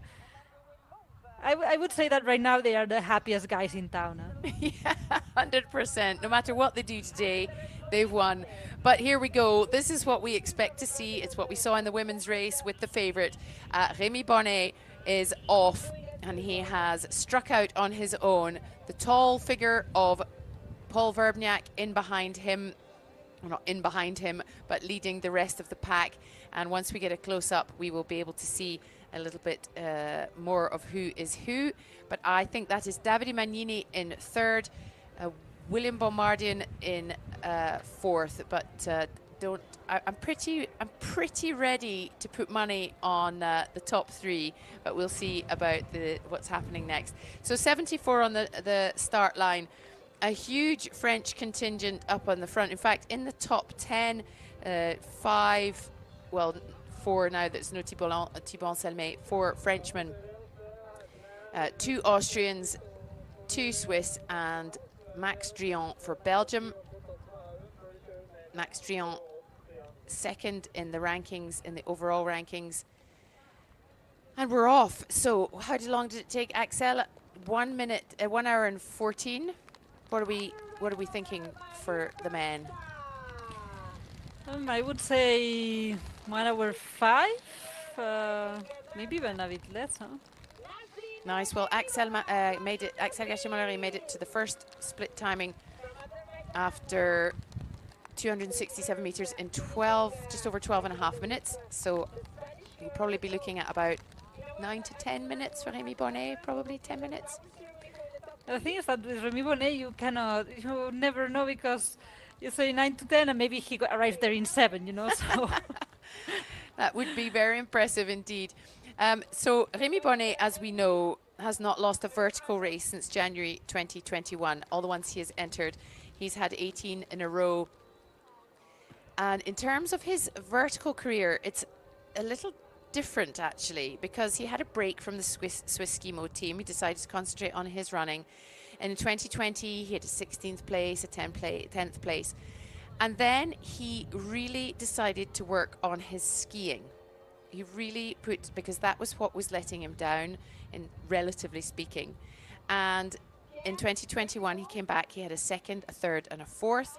And then in 2022, he had his first win in Flaine. And since then, he's only lost 2 races. Once he was 2nd, once he was 4th. And in this year, he became, for the 2nd time, world champion. He's European champion.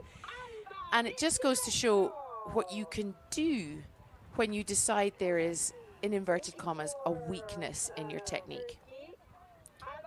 Yes, I mean, I think that it's very beautiful what you are saying, because the message is that if you have weaknesses, it's not to avoid, you don't have to avoid them, you have to work on them, and this can make you a better athlete and a better skier.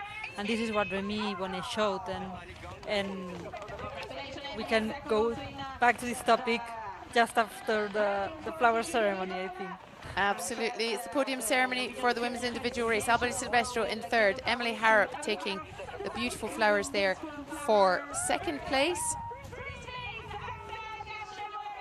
And 4 out of 4 individual wins this season for the French athlete Axel Gachet-Molleret. A very happy occasion today. Final race. Most of the hard work for the season is over for most of these athletes, certainly on the World Cup circuit.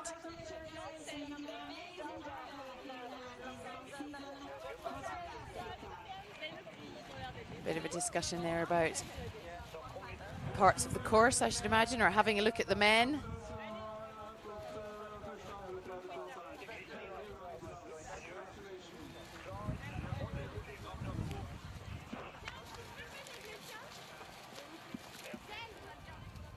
Talking of which, Remy Bonnet out there in front. Paul Verbniak making a good gap between himself and Davide Magnini. I would say in fourth, Xavi Gachet, and in fifth, William Bombardier. Because also William has a yellow helmet. Indeed, and then it's Max Drion behind them in black. But do you know, Maria, I might go for Samuel Lecky because I think Xavier Gachet has a dark helmet. Let's see when we get to the top. All will be revealed. But it is certainly Switzerland from Austria, Italy, France, Belgium.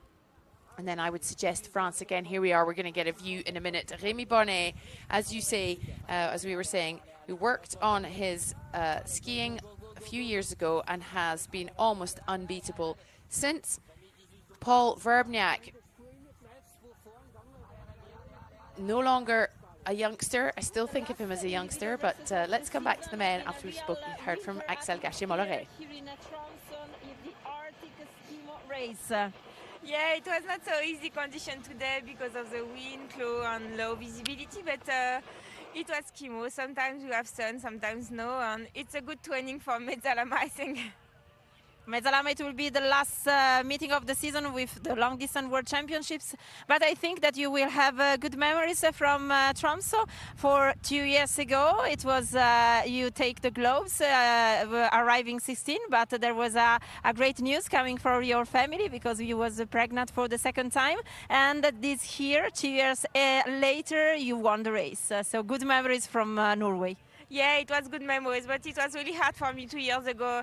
I think why I was here, but it was a really hard race, and the legs was really better today, and I'm happy to take the victory after this hard race. Thank you, Axel.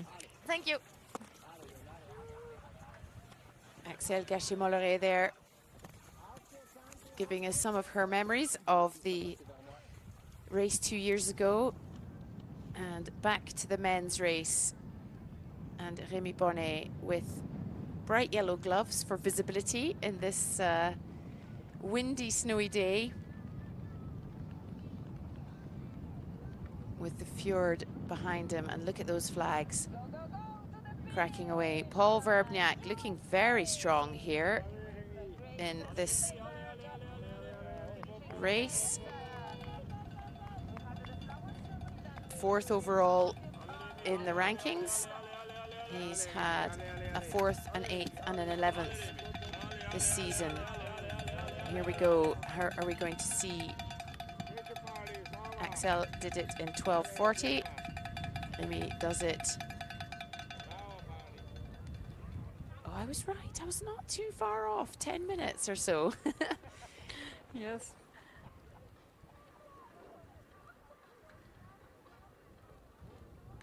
Down comes the zip on his top in preparation for putting his skins in. Boots clipped, heels lifted. Getting those skins tucked away nice and safely. Zipped up and away. And pulls up.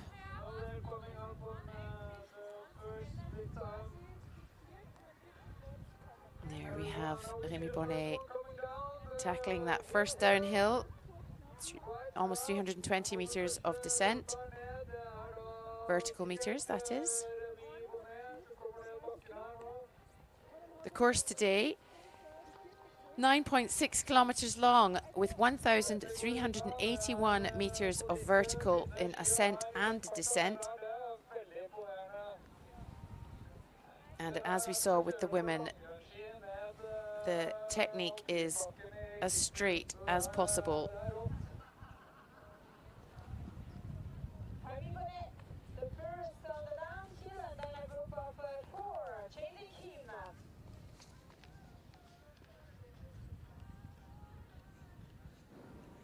And here we are. Paul Verbniak nearest us with the green.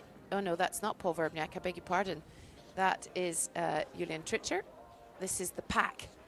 I'm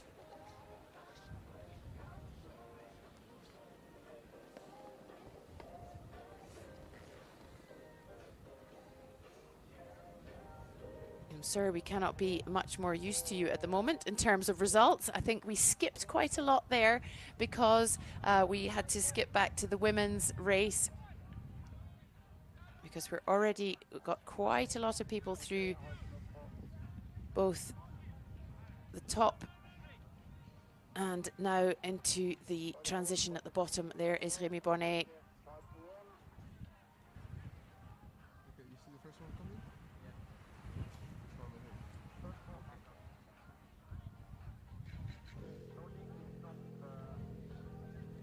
There was a last woman from the US in the transition that took the just after the transition the track to the finish line, and then we had Remy Bonnet on the taking the long, and I think that in second maybe it was Davide Magnini and Xavier Gachet taking off at the same time. We will see now.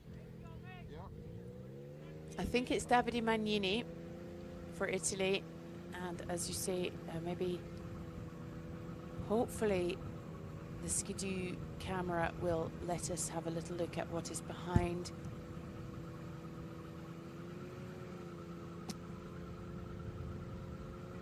Okay, I can give you a little rundown of what is going on behind Remy Bonnet. At the top of the first climb, this is where I can give you timings. Remy Bonnet ahead of Paul Verbniak by about 21 seconds.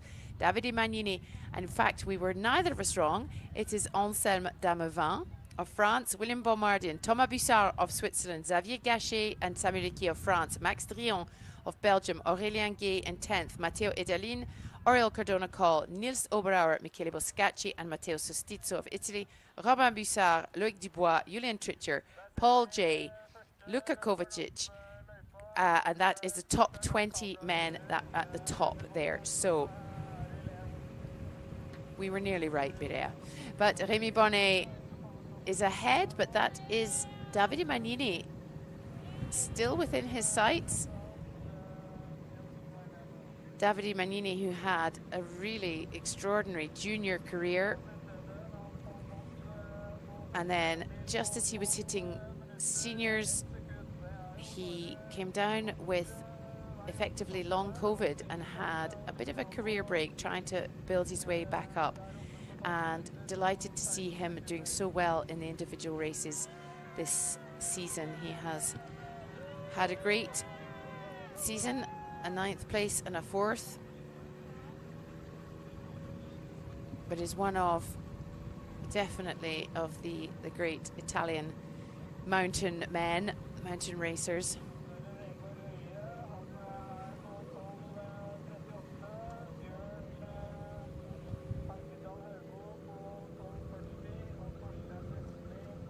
Now, we talked about this before, Mireia, but some of the differences that we see there,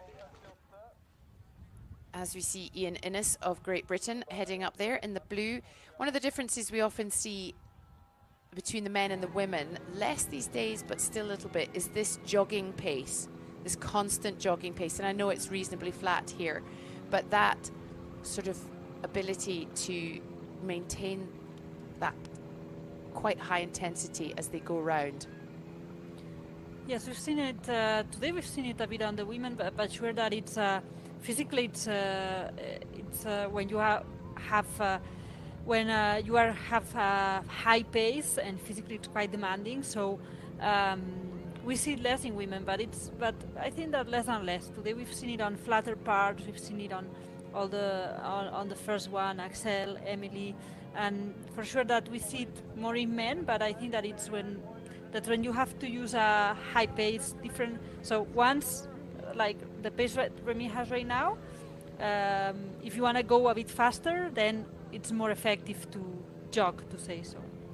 And do you remember what the Swiss always used to call it? They call it Wernern, because it was Werner Marti who really used to do it a lot, and so they just ended up calling it Wernern to Werner. Werner Marti of Switzerland, who retired last year, of course, after a very, very impressive career. And that is Davide Magnini in the middle of our screens there, currently in second. Quite a distinctive way of moving. And with the white helmet, Davide Magnini of Italy.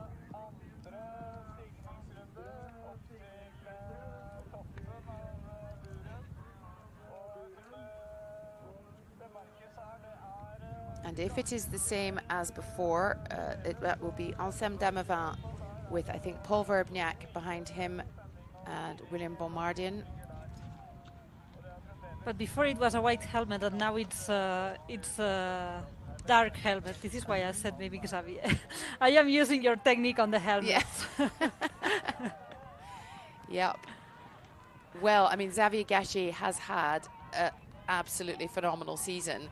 He and William Bomardian, I don't think there's a thing as a pair that they haven't won this season. World champion team race, Pierramenta, Adamello, I think, as well. They just really have been absolutely on fire as a pair. And quite, you know, they definitely fall into that category of longevity and consistency. But quite a gap here growing between Rémi Bonnet and Davide Magnini, and whoever may be behind him. Rémi Bonnet, I mean, looking strong, but it goes without saying, really, that Rémi Bonnet is looking strong. It's rare we see him looking otherwise.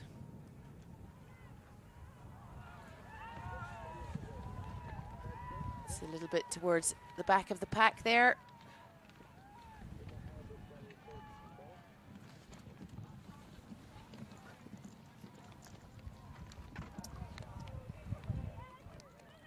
Quite a gap opened up now.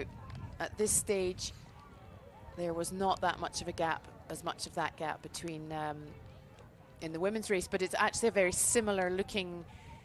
We had the leader, we had the second, and then we had a 3 and a 3, so it's actually quite sort of unfolding quite similarly, even though the gaps are a bit different.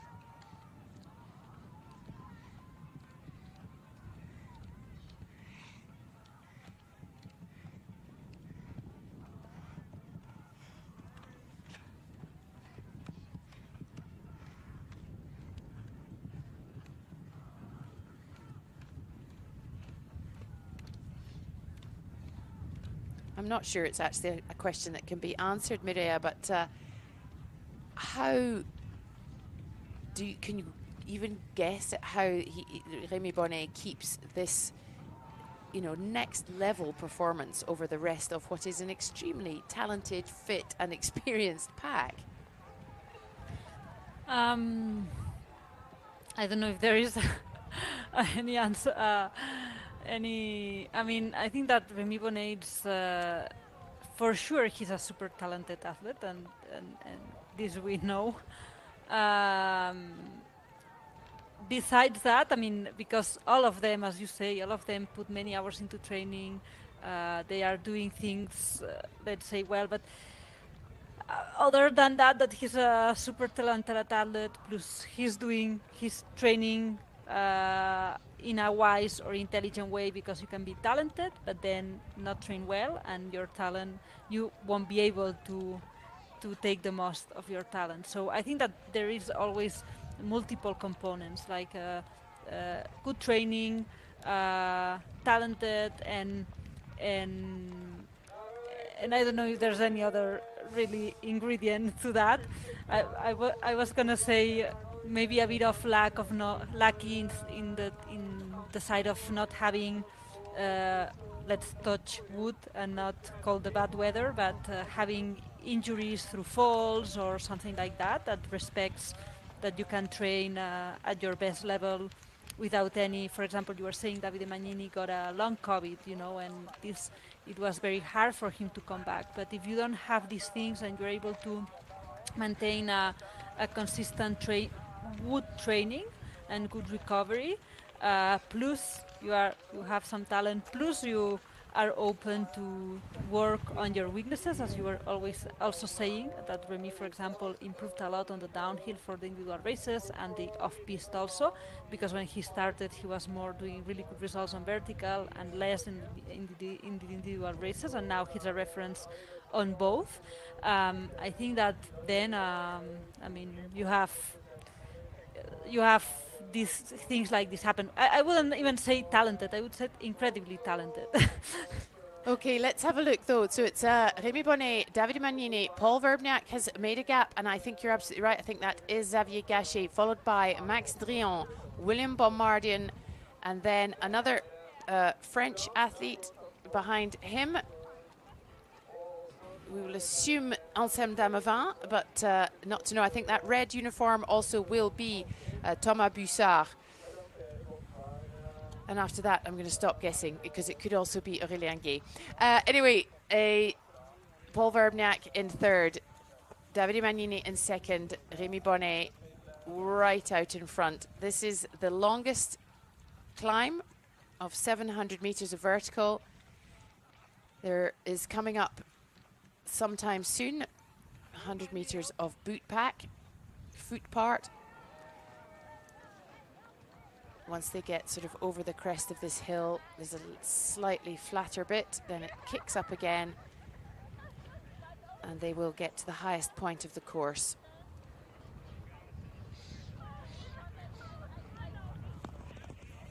Here we are, a good view there of Davide Magnini of Italy in second place.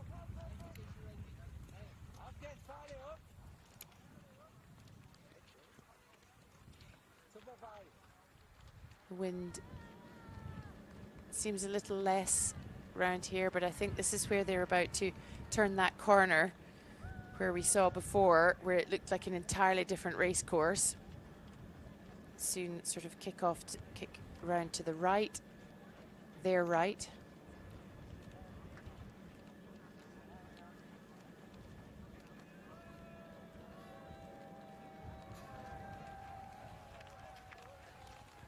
You're right in the middle of the region known as Buren here.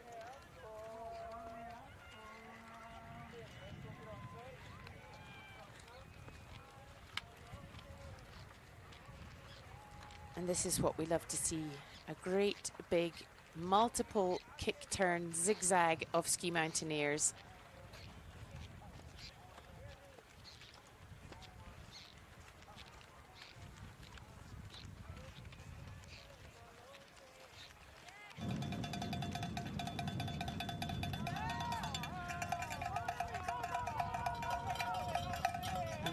Bonnet has made that turn into the windy section. Davide Magnini just behind him there on the edge of our screens.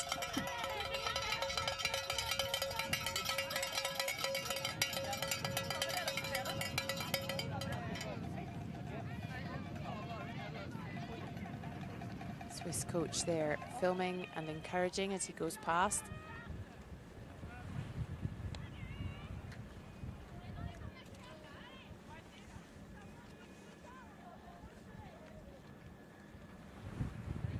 "25 minutes into the men's race, and Remy Bonnet has a good lead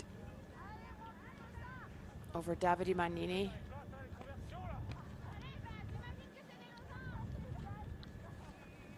here in Tromso for the second time in 2 years. This is exactly the course, well, it's certainly exactly the area that we were in 2 years ago in 2023. Weather looks a little different, but nonetheless getting to enjoy some views of the fjords in Norway.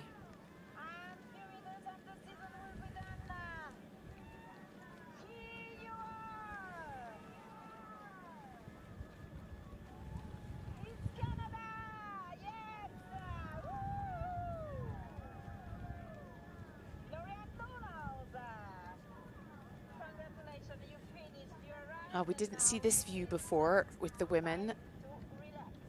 This is a really interesting little section of course there. Not quite kick turns, but not quite flat either. We didn't see this, did we? I'm not sure. I don't think so. I don't think so because it's what you say. It's very characteristic. It's not quick turns, not straight up. But we have seen some sections where we could see the downhill just on the right, and here we could see it. But I think that we didn't see this section. Yeah, and I think we're just about coming to the, not long before we get to the foot part. But yes, as you say, you can see the red flags on the right of our screen there. That makes up the downhill. Green for up, red for down. The back there of Thomas Bussard. Oriol Cardona call there. I think just having a little chat as he lets an Italian athlete go past him.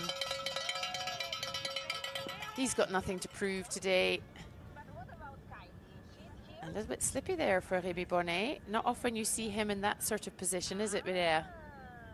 Yes, I think that maybe in sections that the wind is has a more direct impact. Maybe it's there's a bit of hard snow instead of this of a deep track. So maybe it was also there were some bits that some women were also it was a bit slippery. They were slipping a bit. Maybe it's because of that. Maybe it's because of the snow when there's like a new snow, like too much new snow. Sometimes it can be a bit slippery. So there we had a little bit of a view behind, and we could sort of see Rémi Bonnet on his own, Davide Magnini on his own, then a group of three, not together but quite close, and then behind them another group of four. As I say, a very similar unfolding to the women's race. Yes, very similar. It's not something that usually happens, but it's very similar, as you say, indeed. Very, very similar. Sure that I would like to know who are the three, the three closest three closest to Davide, but it's a very similar. It would seem that they have talked before the race and they had agreed on that, you know. Let's make it easy for the commentators. Indeed, and here we see the rest of the pack there, including Pablo Giner, who had a great day yesterday. That is Vegard Øy of Norway, who'll be getting local support. Another one, Bjørn Herfendal of Norway, followed by Rocco Baldini of Italy. Right, there we can see it very clearly. Rémi Bonnet right is a tiny dot at the top of our screen. Davide Magnini in the middle. I think that looks like Paul Verbniak in third. I would hazard a guess. And I think Xavier Gachet and Max Drian, if I were a betting woman, that looked like Max Drian the way he moved there. I would say in that following three. So Verbniak, Gachet and Drian. Unofficially, of course, provisionally, we will wait and see. But after watching them on our screens for a few seasons now, you start to notice the way they move. Some of them. Out of the way, lady. I don't know if they will come back tomorrow morning, tomorrow or the day after. Gosh, I'm not sure I would want to be on a track in front of Rémi Bonnet, unless, of course, I was Basile Ducouré and who was it? I can't remember who the other one was. Jeremy and Jeremy Anselmi, that's right.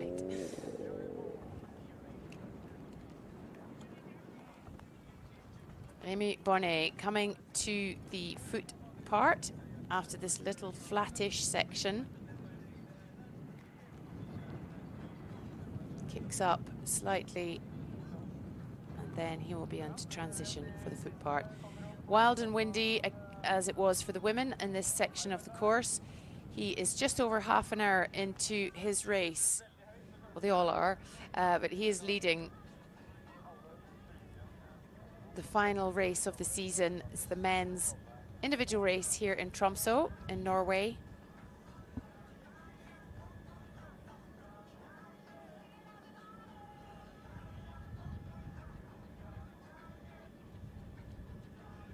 Axel Gachet-Molleret got to the top of this section in 48 minutes 45 seconds. There is Davide Magnini in second place for Italy.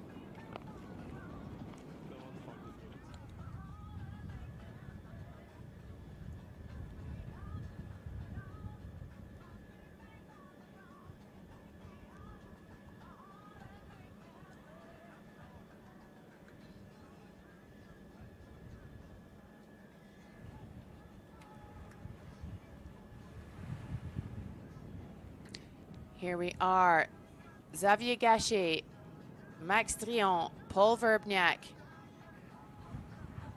Anselme Damevin, Matteo Idalin, William Bombardian, and I think that's Aurélien Gay at the back there. So those three there that we've just seen have been caught by the four behind them. They've also swapped places since we last looked. Matteo Idalin in the light blue helmet there, absolute legend of the sport, always one to be careful of in the second half of a race. He recovered from a very nasty accident last year in the Pierramenta to be back racing very strongly again, but he likes races when they are very, very long, and is always one that sort of puts in an extra push. He always says he's warmed up by halfway around. That's an interesting way to put it, but what is sure, like, it's sure that some athletes, for their characteristics, they perform better in longer races and others in short races. And what I said, that it's interesting, like saying that he's warmed up by half of the race. It's funny. It's a funny way to put it, to say so, knowing Matteo. Meaning that, yeah, that he likes individuals and team races, and it's where he performs best. And as you say, he's been here also such a long time. I mean, maybe he's been competing maybe from 2004 or even before, or maybe even before. And he's been here such a long time. He was already making podiums or being on podiums in youth categories, and we still see him here. And I think that it takes. It's incredible the recovery he's made from last year, because he has had a very bad fall and a very bad injury, and I'm super happy to see him again fighting for podiums in this kind of races, individual team races, because he's not the youngest athlete on this field, and still he managed to go through a very complicated injury and be back here fighting again for podium places. Yeah, he was third in Val Martello, so he's back on the podium this year already. 2005 is the first record I can find of Matteo Idalin, so that's 20 years on the circuit. He is going to be 39 this year, so still not, he's still a young man, but his experience is absolutely extraordinary. So up at the top there, that is Paul Verbniak. Just, I think we're a bit further back in the field. I was getting my Austrian uniforms mixed up there. That looks like the Australian uniform there. And there's Paul J of France currently sitting 8th, one of only 8 men on today's start list, and of course 7 without Thibaut Anselme, to have raced all of the individual races this season. So a very small percentage. Yes, I think that this speaks of how many, how packed is the calendar with different races and different disciplines, and the importance to prioritize and sometimes even to have to choose in the not in the same races of the World Cup, to have to choose between one race and another. And I think that this is a sign of also of the sport that is growing, and that athletes have to choose and prioritize more and more to be able to perform better on each discipline.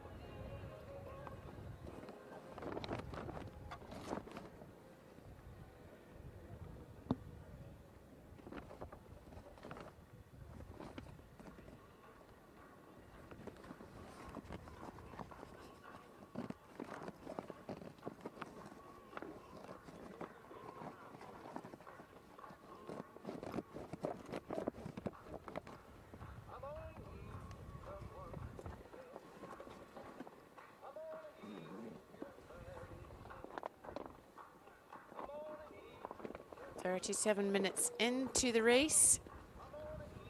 This is the last race of the 2025 World Cup series. You may have heard Axel Gachet-Molleret mention earlier that there is one more race coming up in the ISMF calendar, and that is on the 26th of this month. And the ISMF is using it for their long distance team world championships, and it is on the mighty Metsalama, high altitude, very chilly,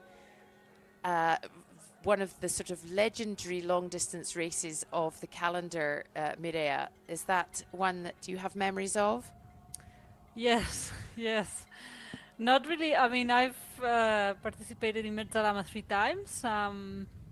I don't have really good I mean, it's an amazing race. I don't have really good memories because the 3 times we did second, and for different circumstances, and it was a bit disappointing, you know.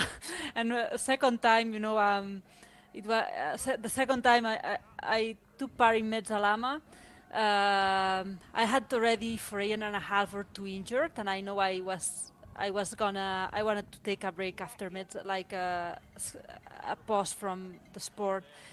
And we had everything to win, and we couldn't win, and I had a big disappointment there.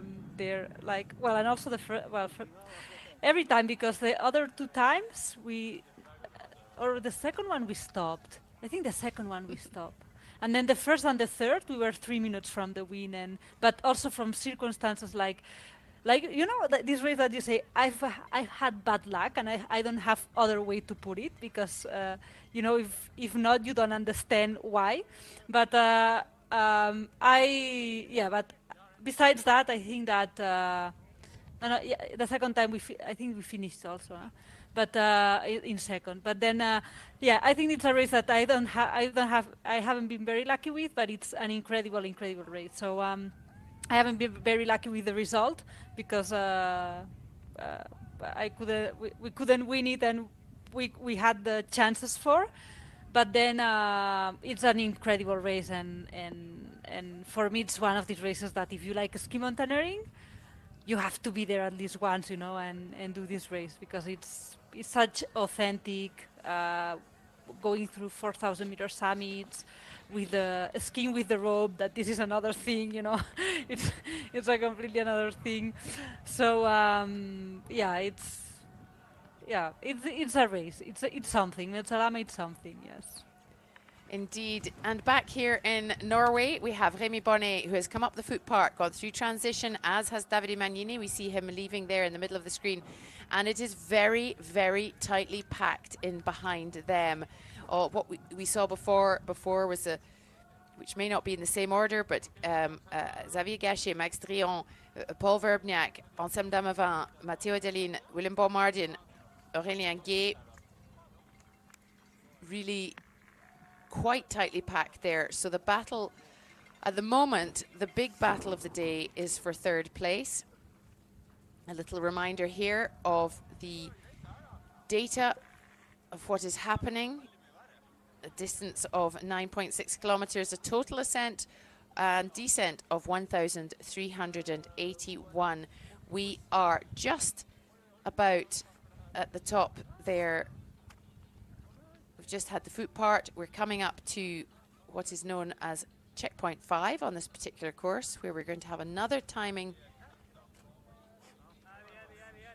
a split time with Rémi Bonnet, 48 minutes for Axel Gachet-Molleret. It'll be about 42 and a half perhaps for Rémi Bonnet.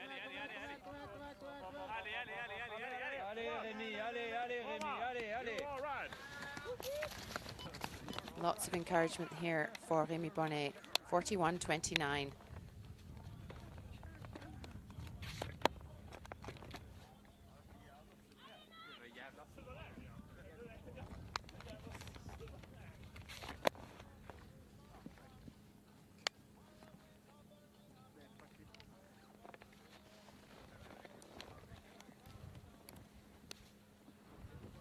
And away he goes into the powder, down almost 400 meters. As Davide Magnini in pretty short order. At this stage, I think there was just over a minute between the top two women.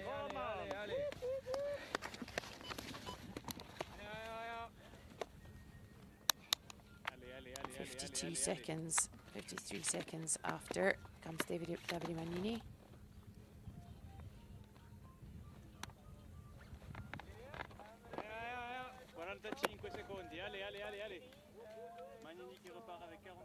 And now we will see what is happening with this big pack. Max Drian, I think there. No. Yeah, Max Drian, I think, ahead of Xavier Gachet in the blue helmet. Anselme Damavin perhaps behind them. Rémi Bonnet straight lining it into this penultimate uphill transition.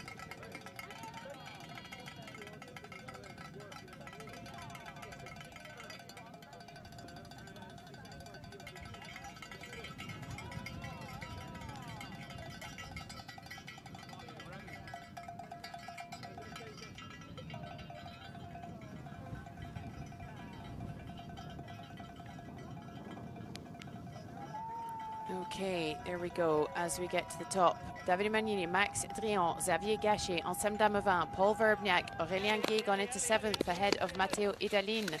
No sign at this stage of William Bomardian, but he will be not far behind as Xavier Gachet gets out with Anselme Damavin, and that was Max Drian, Paul Verbniak, Aurélien Guay, Matteo Idalin having a bit of a slower transition, and there is William Bomardian just come in the yellow helmet. It is absolutely all to play for, and all of these men are phenomenal skiers. So hopefully we will get to see a little bit of them using their skills. Yeah, right now I have the feeling that it will be very, very, very tight until the finish line, because now they have this small uphill that Rémi is now in, of well, a small 300 meters uphill, so it's not that small, but it's not that long. So there's no much left race, and they are all very packed together. As you say, they are all really great athletes on individual races, all similar levels on the downhill, similar levels on transitions, and today similar level on the uphill. We've seen it on this long second uphill. So everything will be for this third place. I mean, Rémi and Davide have a bit of margin, have a bit of gap. Rémi with Davide and Davide with this group. But in this group, everything is very, very, all of them are very tight, and all of them are in the fight for the third place. Xavier Gachet makes it down there ahead of, Anselme Damavin takes a bit of a fall, takes the tapes with him, and Max Drian in behind him will be hoping to avoid that mess, because that is a bit of an unfortunate incident there. Matteo Daline ahead of Paul Verbniak, showing his experience there. Aurélien Gay, who has been Rémi Bonnet's race partner all season. They have won the Intégrale de Rogneux in Switzerland, second in the World Championships. William Boumardin in the yellow helmet, but it is Xavier Gachet who goes into a nice third place there, taking off up the hill in order to try and catch Davide Magnini.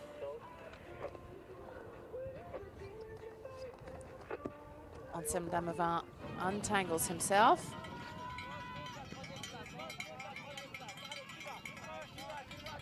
Paul Verbniak there, Aurélien Gay. And they're all shooting out past that red line. William Boumardin breaks into a jog. His teammate of old and of long term, Xavier Gachet, off up there in third. Xavier Gachet, Max Trion, Anselme Damavin, Matteo Idaline, Paul Verbniak, Aurélien Gay, and William Boumardin. That is who chasing down the leading two.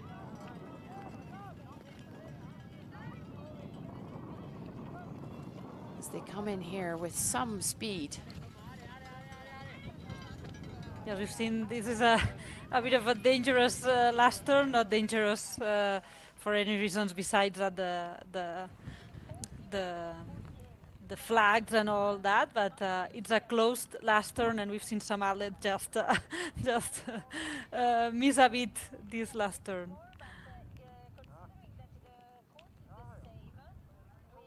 So it's all to play for in those following positions, as Davide Magnini sits quite comfortably in second.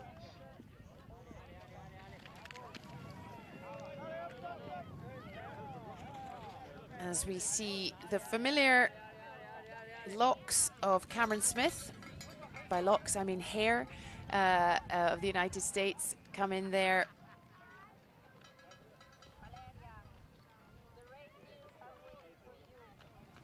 Cameron Smith, who came back from 2 consecutive years of injury.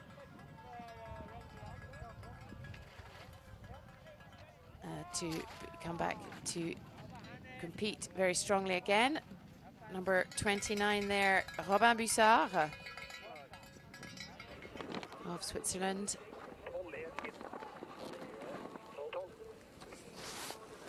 Both the Bussard twins in the top 10 overall this season. Well, that is Anselme Damavin. So I think I'm getting my French athletes mixed up. No, indeed not. He has overtaken Xavier Gachet, and he has got Max Trion behind him. After having tangled himself in the tapes, he has made a very good recovery there. That is, I think, Ludovic Lation of Switzerland. Rémi Bonnet, absolute masterclass in leading an individual race, as has become his want. He's almost in an individual time trial every single time he goes out. And he had 53 seconds ahead of Davide Magnini at the last timing. He's on the last of the big climbs. There's one small one right at the end. 362 meters of vertical in this particular climb.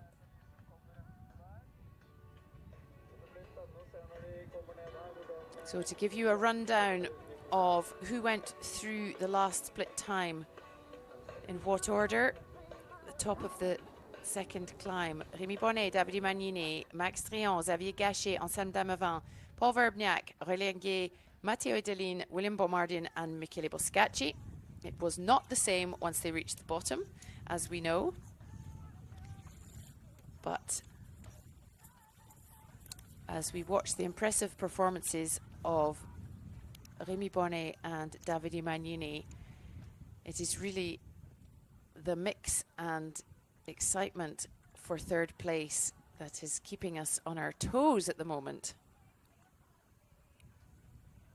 Yes, and really good. I mean, Remy Bonnet has this ability that he has used us already to see him leading vertical races and individual races with a bit of gap, individual races more recently, and also really good race from Davide Magnini.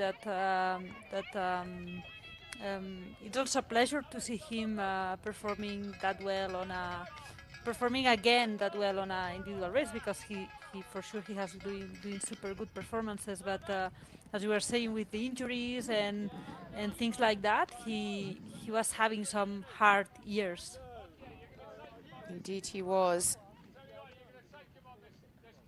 Second this year behind behind Remy Bonnet in the World Championships though, so he's in a position he's been in already this season. Fourth at Val Martello, which he has previously won, I think perhaps 2022, if I remember correctly.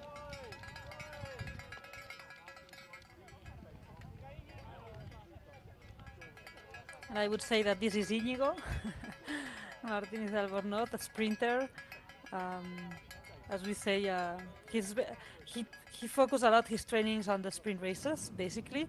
But as this is the last one of the season, I think he didn't want to miss the opportunity.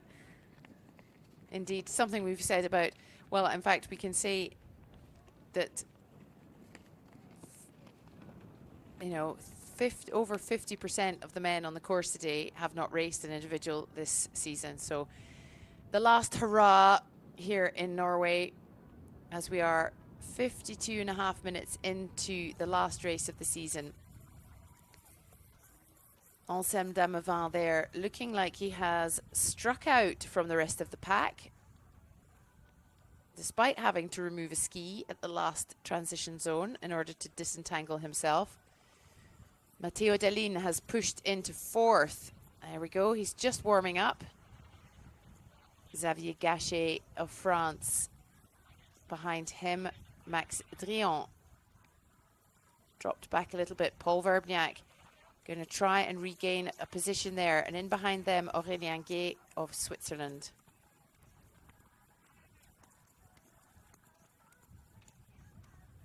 Aurélien Gay has had a really great season, partnering with Remy Bonnet on a team races, and that is no mean feat at all.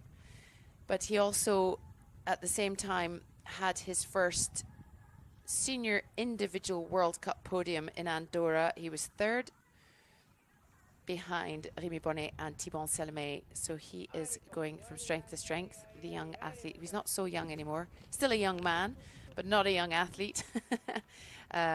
Just out of the under 23 categories this year. But he is from Valais, from Verbier in Switzerland.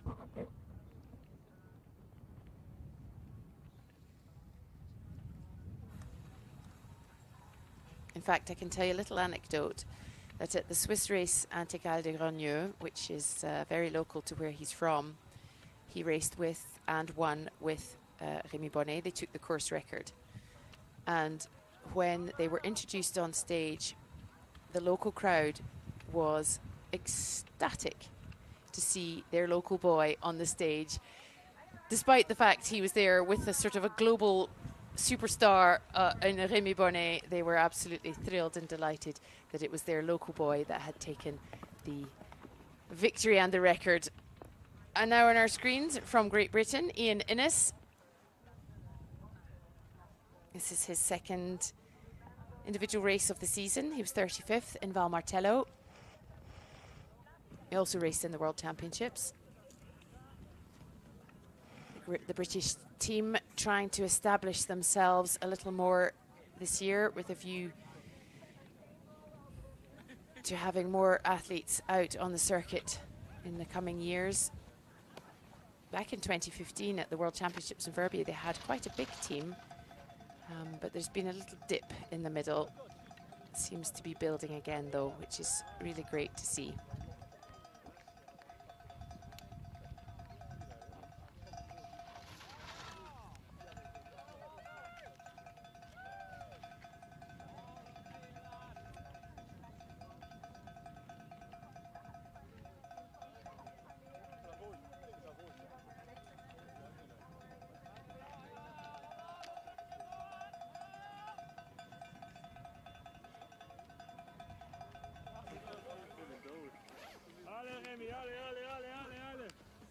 Here we are, Rémi Bonnet coming to the top of this climb in 56 minutes and 7 seconds. Let's go, let's go! Heya, heya, heya! Last powder turns of the season. Enjoy them. Encouragement from the spectators. And let's see how many actual powder turns he gets in. Swiss coaches there, taking their skins off, ready to follow.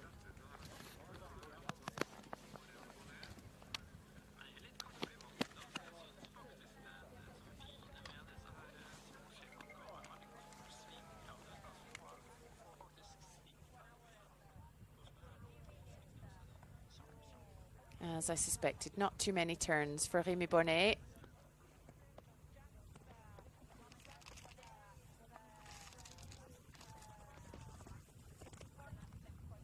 The amount of strength it takes to keep those little skis in that position with your body absolutely rock solid is quite incredible. Davide Magnini comes in 1 minute and 9 seconds. He's kept a fairly consistent. He hasn't lost too much time.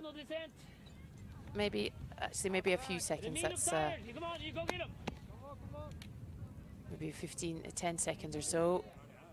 15 between himself and Rémi Bonnet, but he is a very strong skier as well. Both of the leaders in this race are very, very good mountain runners.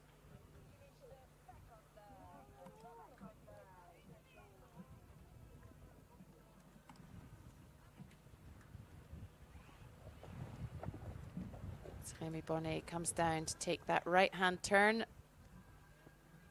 into the little dip.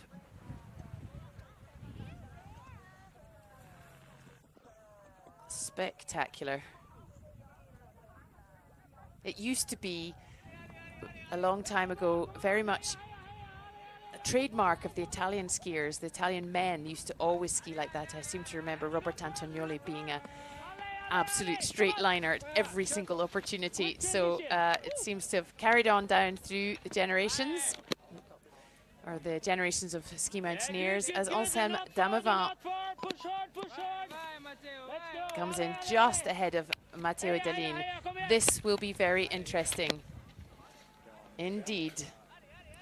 Yes, it will be, because Matteo is a really good, I mean, all of them are, and we can see here Davide Magnini also tips up and and going as fast as possible, but Matteo Idalin is really good on the downhills and also very, very experienced. So Anselme Damevin will have to make a speed up downhill, to say so, because Matteo Idalin is not one you want to have on your toes. No, absolutely. And Anselme Damevin is an under-23 athlete. And Matteo Idalin, it's been a while since he was an under-23 athlete. As Willem Boumardien takes off ahead of Aurélien Gay there, just sneaks out in front of him. Max Drian in behind. His race, his elevation to third place yesterday after Aurel Cardona calls penalty means that he has secured a place at the Olympics for Belgium, which is unbelievably exciting for him. How exciting. Michele Boscacci comes in there. Matteo Sestizzo, Niels Oberauer, Samuel Eki. Oh, good job, good job. Here we are. We can see Anselme Damevin.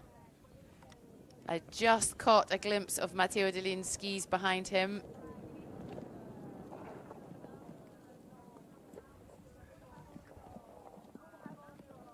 Very well played by the young athlete.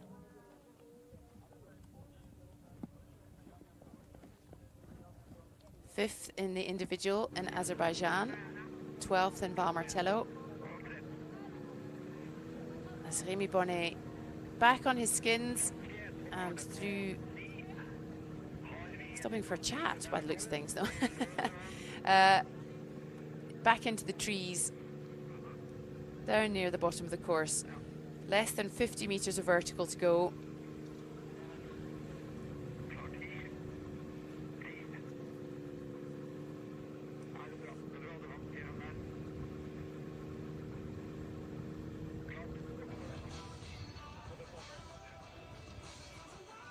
Not quite at the finish line, but certainly not far at all. Yes, it's a little bit of a long last uphill in terms of distance. Not elevation gain, it's 50 meters, that is not that much. But in terms of distance, it's a bit longer.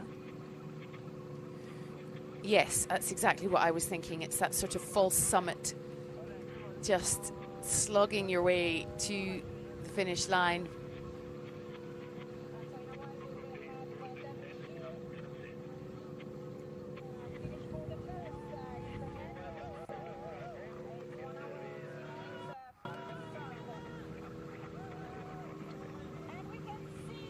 Remy Bonnet now within earshot of the loudspeaker at the finish line.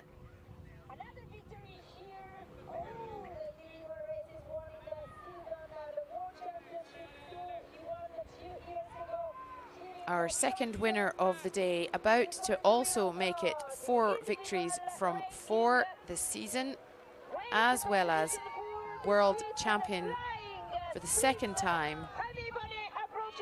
And yet another extraordinary race, and it's going to be in under an hour.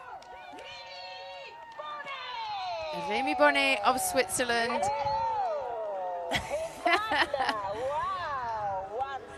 takes the victory here in Tromso, 58-53. Davide Magnini getting a good glide on there as he pushes towards the finish. I feel like he's picked up a bit of time there, actually. He was 1 minute 9 at the last split time. I beg your pardon, it's not 1 minute, it's 1 hour and 42, and he picked up 40 seconds nearly there on that last bit to come in nearly 33 seconds behind Remy Bonnet. Apologies for getting my times mixed up. 1 hour, 2 minutes, 41 seconds for Remy Bonnet. Davide Magnini in second. And Matteo Delin has pushed past the youngster.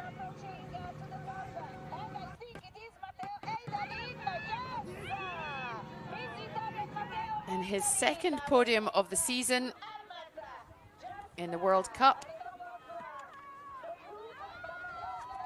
Lots of encouragement there, because a bit Anselme Damavin is trying his absolute hardest to catch him up. But Matteo Delin, after a very, very nasty accident last year in the Pyramenta, has absolutely come back to fine form and full fitness to take his second podium in the World Cup Series of the season. Matteo Delin is third behind Remy Bonnet and Davide Magnini. Extraordinary performance from him, and a great race from Anselme Damavin. Very disappointed, but what a great race from him. Xavier Gachet in fifth.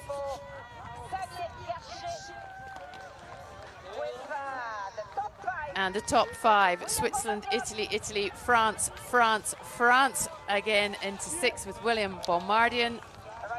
Paul Verbniak, great race from him as well, in 6th. I beg your pardon, 7th. And a 9th place for Aurélien Guay. His second 9th place of the season.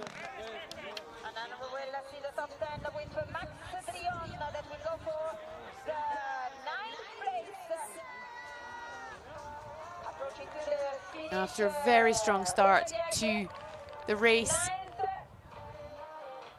Max Drian of Belgium comes in 9th.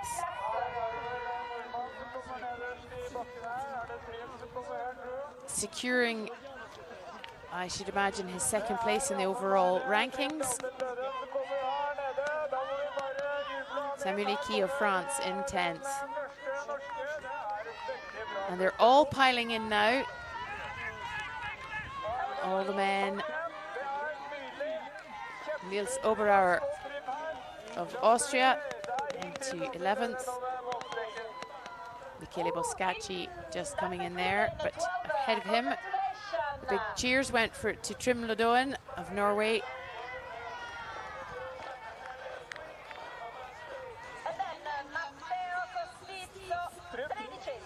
In front of him, in fact, Matteo Sustizzo, and then Michele Boscacci. Mireia, quite a race for the men. Yes, as we were a bit of predicting, very, very fast, 1 hour 3 minutes, or 1 hour 2:41 for Remy Bonnet. What a race, because I think that we expected seeing Remy Bonnet performances through the year and the years.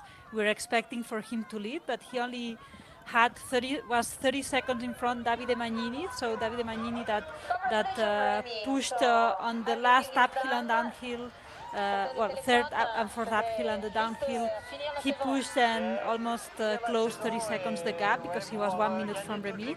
And we saw again, as in the women's race, a really incredible battle for the third place, which finally it was for Matteo Idalin, that in the first section of the race he was a bit behind, and we've seen really a beautiful fight for this third place with Anselme Davedan, Xavi Gachet, William Bombardier also, Paul Bervignac, and I think that it has been a very beautiful race to end the season. We've seen these fights for the third place both in the women and men category, and a really good news for I would say today for Matteo Idalin, that this is a beautiful comeback after the injury he had last year, to be able to finish the season with a podium. Well, I'm pretty sure that he will also be Mezzalama, but at least the individuals races. Absolutely, and they're still piling in.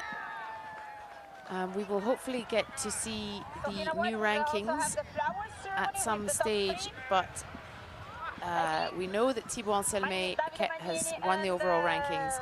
I suspect that Max Triant will keep his second place, but I think Remy Bonnet will have pushed himself into third there with that win. Will definitely, but we will wait to see what happens there. After all of this excitement and effort and all the conditions out there, there will be a very big, as always, prize-giving ceremony this evening to finish off the season, covering all the categories, all the disciplines, including the under-23 categories, and then a party, I suspect. End of season, good fun, but a lot of awards to be given out this evening at the end of this very busy and exciting season.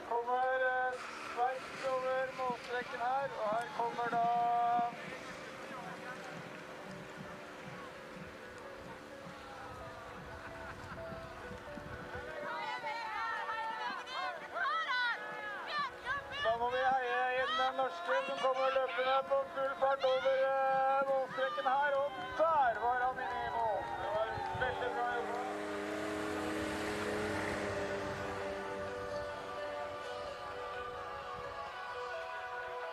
The last arrival on the finish with Cam Smith and Øyvegard.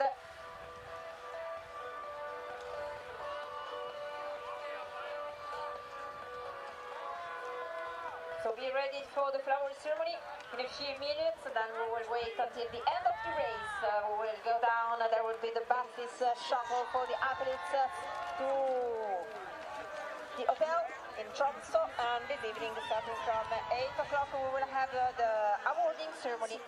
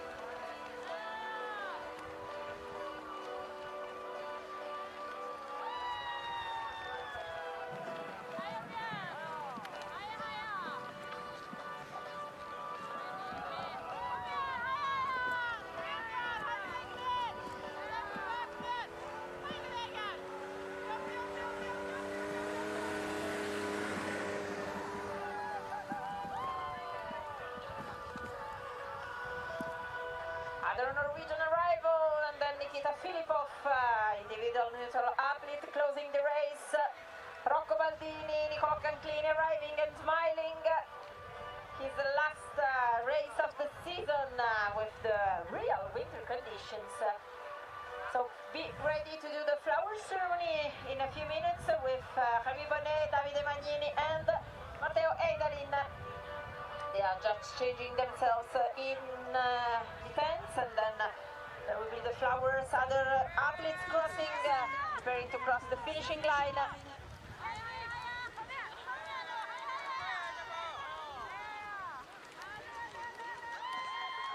Go, go, go! Till the blue line.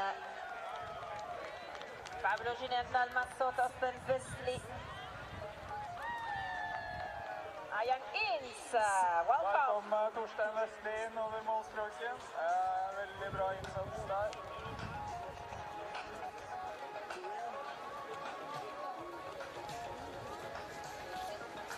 A few minutes away from the flower ceremony, the podium ceremony here in Tromso, as the weather shows no sign of abating.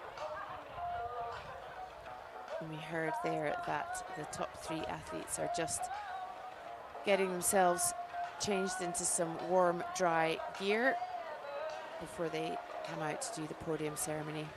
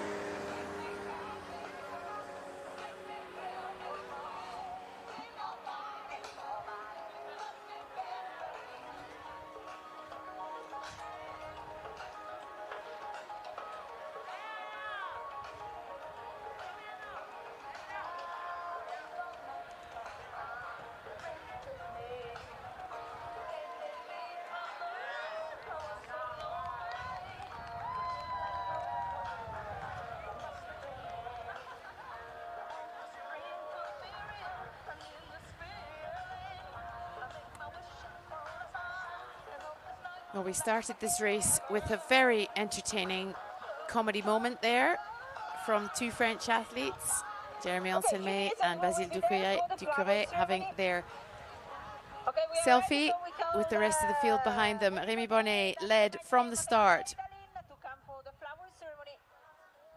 both up and down, showing us once more an amazing masterclass in ski mountaineering on this beautiful, somewhat wild course.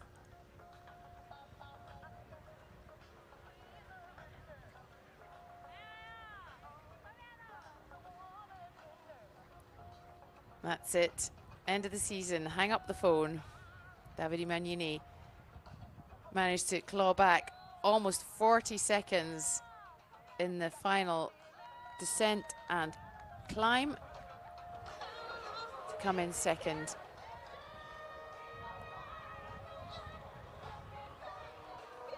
And we saw Matteo Eidalin of Italy take the 3rd place.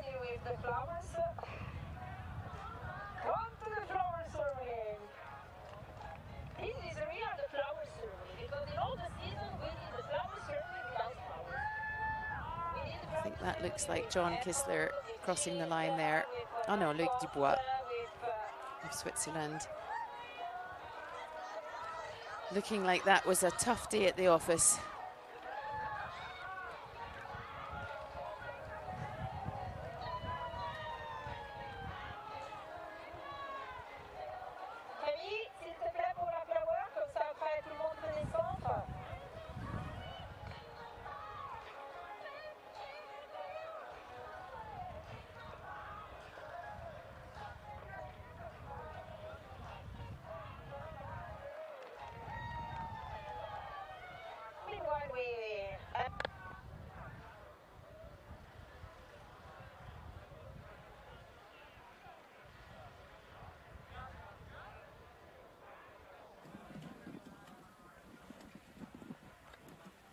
The results of the individual race here in Tromso.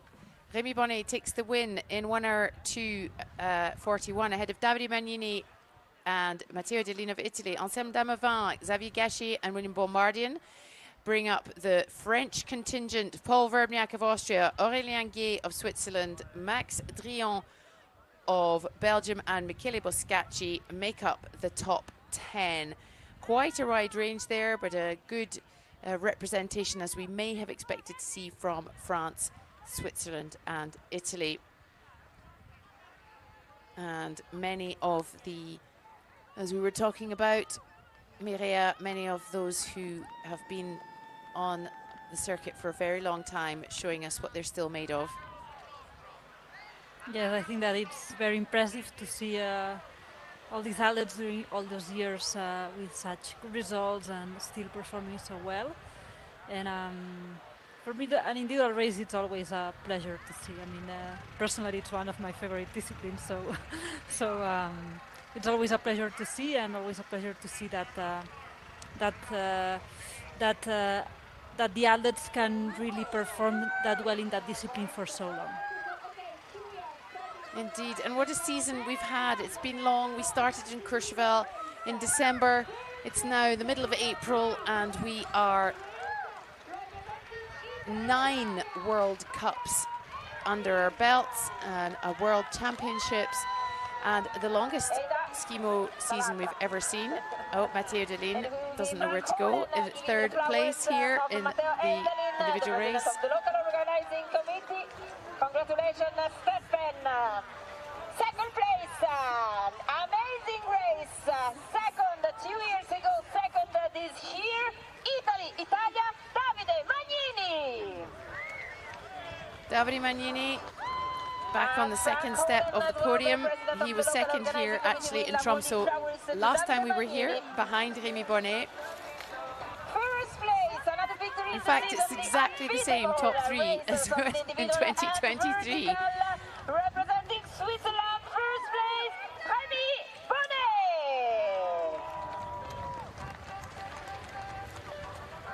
And Rémi Bonnet makes it 4 out of 4. The President of the International Ski Mountaineering Federation will award flowers to Rémi Bonnet. All the victories in this season for vertical and individual, as well as the gold medals in the World Championships. So congratulations to the top 3, Rémi Bonnet, Davide Magnini, Matteo Delin. We will have just now interview with Rémi Bonnet, and then we will close this great day of race. Here we will get a chance to hear directly from Rémi Bonnet after not just this win, but a phenomenal season. World champion in both individual and vertical, winning both the globes for those disciplines. And I suspect in the top 3 of the overall ranking.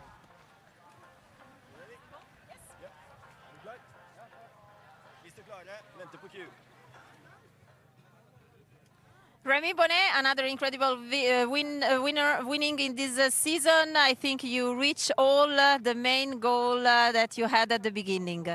Yeah, I think it's one of the first time that a guy win all the races in the World Cup circuit, like in individual and vertical. So I'm really proud. It was the goal of the season. Last year I missed 1 World Cup. So like I am really happy about these results. And yeah, for me, I think it's my best season so far.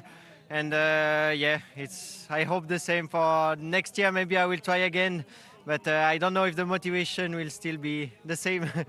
We have to find another goal for the next season. That won't be to win everything, but to focus also on the shorter race. No, I think I want to keep what I like to do, and yeah, individual and vertical are my favorite ones. And I think next year maybe I will try like longer stuff like Pierramenta and. Yeah, we have Patrouille des Glaciers next year, so it's a big goal for us, and we'll try to make it happen again. No words to add. Congratulations. Thank you.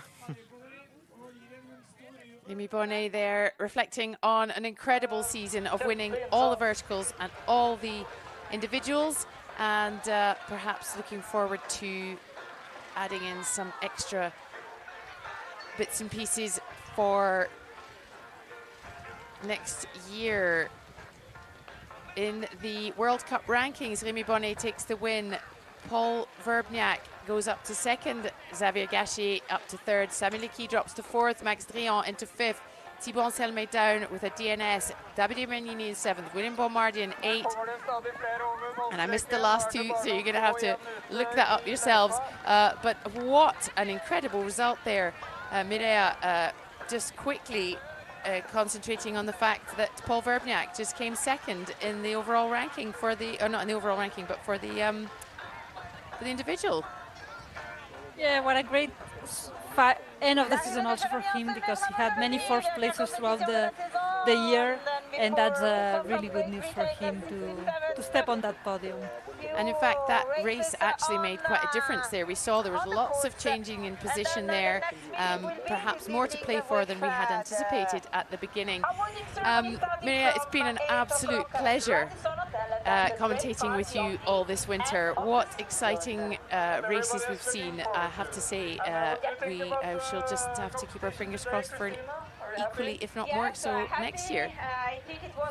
Yes, it's been a pleasure also from my side, and thanks to you and to everyone that have been with us throughout the season. Indeed. And that wraps up not only an awesome day of individual racing here in Tromso, as Axel Gachet-Molleret and Rémi Bonnet take the victories for France and Switzerland and the overall titles. It's the last date of the season. It's the long distance World Championship in a couple of weeks' time this year on the legendary and high altitude Mezzalama in Italy. But thank you from Mireia and myself from the bottom of our hearts for joining us this season. We'll be back, all being well, in December. Until then, from the two of us, bye-bye.